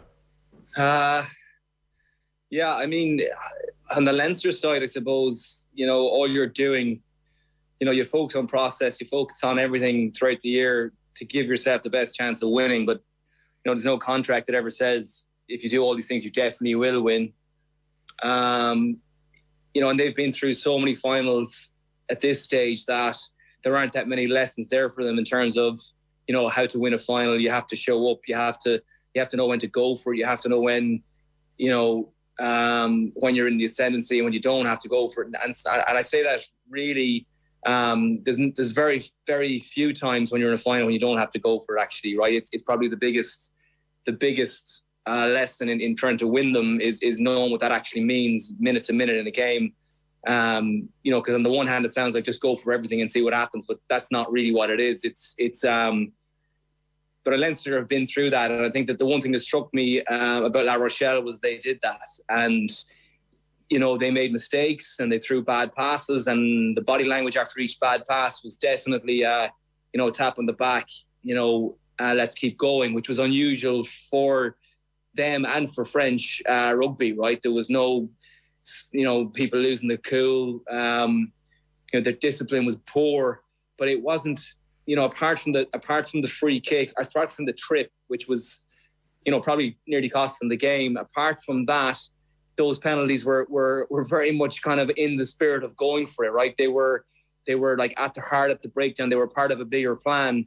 So I didn't think it was the kind of indiscipline of old. It was more part of their plan. And I think they got lucky in that the penalties they gave away were so kickable that Leinster couldn't really turn them down. Do you think that was deliberate on La Rochelle's part? We're willing to give you these three, or just the way it unfolded? I think it was the way it unfolded. I think, unless rugby's moved on to a different stratosphere, it's hard in the heat of the moment to think that clearly about exactly where you are. I mean, in terms of the width of the pitch even, right? And I think, they would have been going in there, I would have thought, trying to be disciplined. Like penalties, like, being offside would have been a killer for them, or lying on the wrong side would have been a killer for them. But they were almost prepared to take the ones where they were competing hard for the ball. And if they got that wrong, they were kind of, that's part of the strategy of really trying to bully Leinster and going after their ruck ball and trying to slow it down as much as possible. So I think they got lucky in terms of where the penalties were. That said, right, given the way the game went, you don't know if Leinster had gone to the corner and scored tries, how La Rochelle would have bounced back.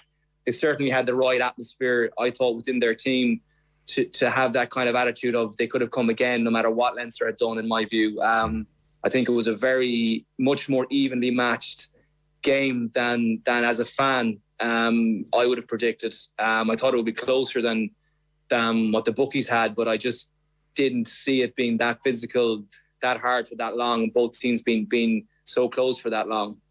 So you make that very interesting observation about going for it. So from a Leinster point of view, maybe expand on that. What do you, as a professional who's been there and done it in these kind of environments, I suspect going for it is very different to playing Babas rugby. What do you mean by going for it? And were there instances where you looked at Leinster on Saturday and thought, ooh, I'm not sure here? No, I think they equally went for it, right? I think they've been down that road and learned that lesson. And going for it means, I suppose, it doesn't actually change. Like the Babas rugby is this changing in decision making, right? But for a hooker who's thrown the ball, he's not afraid of giving it an extra bit of zip. Or for me, when I'm passing the ball to the 10, I'm not in any doubt about what I'm doing. I'm giving that an extra bit of zip. So everything's just got a bit of zip. It's not that I'm going to throw it between my legs, right? It's having the kind of confidence that you've done the work, that today's the day to shine and show all the work, and to go for, to not kind of take a bit off the pass because it'll get there and it'll be fine and no one will really notice. It's the day really where you're absolutely buzzing and going for those passes that you've planned in training, that in a match you think, like Dante threw one or two where you just knew what he was supposed to do, and was he going to go for it? The ball looked like it was 30 degrees and wet and slippy, and he went for it, and it opened Leinster up a few times, and then a few times it went wrong. But I think that was probably their lesson, right? You had a coach who'd been there numerous times and lost in finals. They'd been through that last year. And I think worryingly for me, I think they'll learn a huge amount from it. I think you can get away in some finals without having to do that, right? So, there are finals where you end up in and you're just that much better than the other team by the way the draw went, that you can kind of win that final and maybe you don't learn the lessons that other teams have to in finals. But I don't think that La Rochelle would have won that game without 100% the mindset for every minute of the game at the weekend. And I think they had that. And I think that's probably what got them there. I think Leinster had it as well. But I think this time the ball fell for La Rochelle. And, I think worryingly with that knowledge, I was an eternal loser in rugby matches and finals until I was 24. And people kept saying you learn a lot when you lose. But I remember the first trophy that I won. And I remember thinking, you also learn a hell of a lot when you win. So I'd be concerned whatever way you want to look at it. But I think they'll be a force to be reckoned with going forward. I think they'll have a belief and a confidence and a know-how with a unique group of athletes, I have to say, in terms of size and power. So going for it, you're talking there about playing with a certain authority, going through all the things you do with a certain authority and intent, and committing to every little thing that you're doing the way you have done for much of the season. So if we extend that point for one more question, most of us onlookers would look at Leinster against Toulouse, and I totally appreciate Toulouse were a very different prospect at the Aviva Stadium, tired a week on from the Munster game to La Rochelle. But that said, Leinster played with that real intent that day. And we saw the shape, we saw Tyg Furlong in a pod and another pod out the back of him, and options and people running at different angles, and it was all working in a kind of amazing harmony. And it was one of the reasons people thought that they would win at the weekend. Like, I don't remember that, bar the first 10 minutes, I don't remember feeling Leinster were ever in that zone to any great extent. And I couldn't work out, was it something La Rochelle were doing in defence that made it difficult for Leinster to get those pods organised and to get that play organised, or was there a slight degree of tentativeness about Leinster? So there was a huge difference in terms of, Toulouse and La Rochelle defence, right? In I would say in nearly all aspects, right? I think one of them you'd be scoring, 9, 10 out of 10, in terms of efforts for a final, and one of them, and Toulouse would have been quite poor, right? Their defence was not good, and even in the Munster game, like the more Munster held onto the ball, the worse Toulouse looked. They looked great with the ball, counter-attack, and that's what got them through, really. And then when Leinster played them, Leinster kept the ball all day and really shut up, brought the game to the point where Toulouse's weakest point was playing against Leinster's strongest point, which was the Leinster attack against Toulouse's defence. So the final was totally different in that, La Rochelle probably were defence was probably their number one, their best tactic, right? They defended high, they were very aggressive, and they were incredibly hard at the breakdown, which nullified a lot of what Leinster were trying to do, right? It disrupted their pattern, disrupted their rhythm. It was harder for them to run onto the ball. And then they just, few balls went behind, shoulders went behind, passes to inside shoulder, which was unusual. But that all happens from rucks being a bit slower than you thought and guys taking off a bit earlier. So I think, if Leinster had the game again, they'd be looking at a few, kind of one-off, unbelievably calamitous moments, which cost them the game.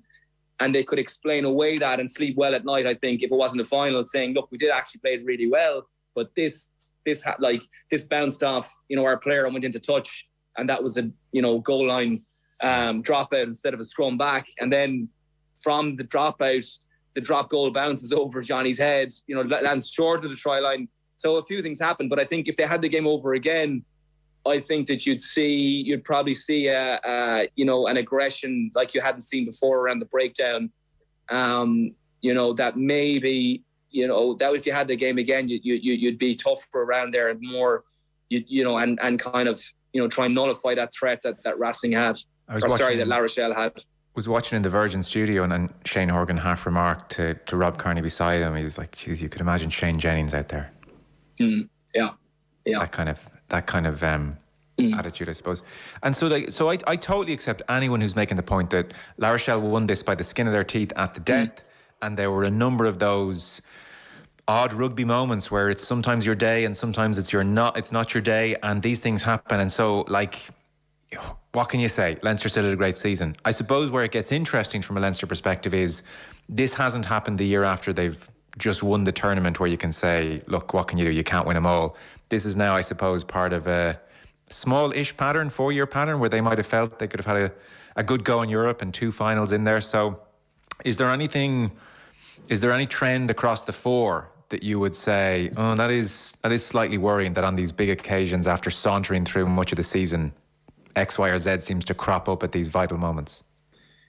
Yeah, I think for me, it makes you realise how hard these trophies are to win, right? And I think for a while you can kind of fall into the trap where, you underestimate that. At the weekend, it's just hard to fathom how flat it all was afterwards. I don't think it's going to get easier to win these trophies. I'm sure that I actually think the tournament could be headed for, potentially a massive stage in world rugby, in that I think it could become the tournament to win around the globe for players, and maybe even to the point where you haven't won it until you've won this medal. And that's to do with the South African players joining. I think the credibility of this tournament is going to go through the roof. I think the standard involved, or the standard of play, is going to go through the roof even higher. I think people are going to be bigger. It's going to be more physical. And I think that, you'll see South African teams getting stronger each year now when as they join and play in this amazing tournament, which is already capturing the eye right across the world. So I don't think it's going to get any easier to win. And, we're still always battling, I believe. Like, we don't really lose. Every time you lose a game at this level, it's always comes down to, yes, it can come down to a few, calamitous errors. But, the trend that you see is usually around power and size, right? Same with international level. So we're always trying to find ways of keeping the ball in play longer, which nullifies that sometimes, and coming up with different smart ways of beating that. And we'll have to continue to do that, right, for all the provinces and for Ireland. So that concern was there before the weekend. It's still there. And unfortunately, I think this is one that just, the last few minutes were hard to believe, right, what happened. And I think, Leinster did a lot right this year in terms of getting everything right and giving themselves a massive chance to win. And in the end, they didn't get there. But I think it's going to be harder going forward, actually. And that's leaving aside disappointments and stuff, which I don't really, I think they'll dust themselves down well. And there's enough variety around Irish camp, Leinster, Munster. There's enough for the provinces at home in Ireland. There's enough different focuses for them to move on pretty quickly. And they've had to do it a number of times. So I'm not too worried about that. By all means, shoot this down, but you're a scrum half, so maybe you've experienced this before, potentially. But Bernard Jackman, in his piece at the weekend, was remarking on the fact that Leinster had slow ball by comparison with what they're used to. And for much of the season, we talk about Leinster, we talk about tempo, and that blasts most teams away. And Bernard was just referencing, the old training drill that some coach, whose name escapes me now, would deliberately impose limits on how quick the ball could be. So, you can't take that out of a ruck for X number of seconds, and let's see how our backline take on a defence which is set. Would it be utterly ludicrous suggestion to think that Leinster might do that in certain URC games? We are going to play today with slow ball of our own volition, as in Gibson Park, you're counting to 3, you're letting the defence set, and then we go and we practice at coming up against teams when we have very slow ball, because that seems to happen in these big games against the very best sides. Yeah, I think it's probably moot point, because, the way the game has gone now, and you look at Leinster, who have the ball for whatever, maybe 60% of a game. They're now, teams now practice playing, on front football, and then they can also play off, back football. So when they lose ground, they can still play and keep the ball if they choose to. And that's kind of what you're talking about, right? Because when that happens, everybody has to back up another 10 yards, right? They can't just stay where they were. They'd be too flat. So, and that's the problem with slow ball, is that, if you run too early and the ball doesn't come out, you get ahead of the ball, right? So it checks your run. So I don't think, I think it's more around ensuring you don't get slowed down, right? You can't really, unless you go back to kicking the ball all day, playing off slow ball is not really ideal, nor should you plan for it, nor should you, you shouldn't really be even doing it, right? So it's unique quick ball. And for years, I remember being on shows with you, and, everyone was freaking about why we were kicking the ball so much. And for years, everyone was just saying, we don't have quick ball. What do you want us to do about it? And that was the truth, right? But we found a way to turn that screw in the last 24 months. So now you are watching Irish teams with quick ball and provinces with quick ball. And that's in an environment, by the way, where defences are actually, there's one person more in every defensive line now than there was, and 2 in some cases than there was 5 years ago, right? So the game is now quicker against more defenders, so people are getting better at the breakdown. I think you just need to keep pushing that, and I think really the answer is just to keep going after quick ball, right? Or else get better at kick passes and box kicking and catching again, which is something that, you know, if I told you the plan is to go back to box kicking, I think even you as a presenter would be, throwing your eyes up to heaven. I wouldn't be jumping up and down. But do Leinster need to almost make a plan for that day when the ball is slow? Because that is the template. I mean, they 100%. You've got players there who are well able to execute that plan, and you had them at the weekend, right? So the weekend was a unique set of circumstances, right? The flow of the game was because, you know, instead of Leinster having 3 minutes with the ball in the 22, La Rochelle gave away a penalty in front of the sticks that takes 45 seconds to get the tee on, a minute to kick the kick, and then a minute to jog back. That's normally 2.5 minutes of Leinster playing rugby in there. So there's a totally different set of circumstances. I'm not saying that you wouldn't do anything differently looking back at the game, but I don't think there's anything in there in terms of, you know, the roadmap for playing off slow ball is, you know, can you turn it into quick ball by getting someone to carry or beat someone, or kick it and get it back, or kick it, you know, and find grass and get a, you know, 50-20 or something, right? It's not like a new thing or a rocket science, and I think it would actually probably be a regression to what we're all hoping for, or what we've all been asking for, and to be honest, what the players wanted to do. That's very interesting. Do Leinster have enough do Leinster have a go-to person, a Rocky Elsom type who can turn that slow, stodgy period with a big carry into something? So that's something that, you know, as an Irish team, you're not guaranteed to have, right? Genetically, we don't, you know, have many of those players. So that's always an issue, right? So you're trying to do it a different way. You're trying to beat someone, or it could be a kick pass, or it could be, you know, now we do have players so Robbie Henshaw's more than capable of doing that for Leinster.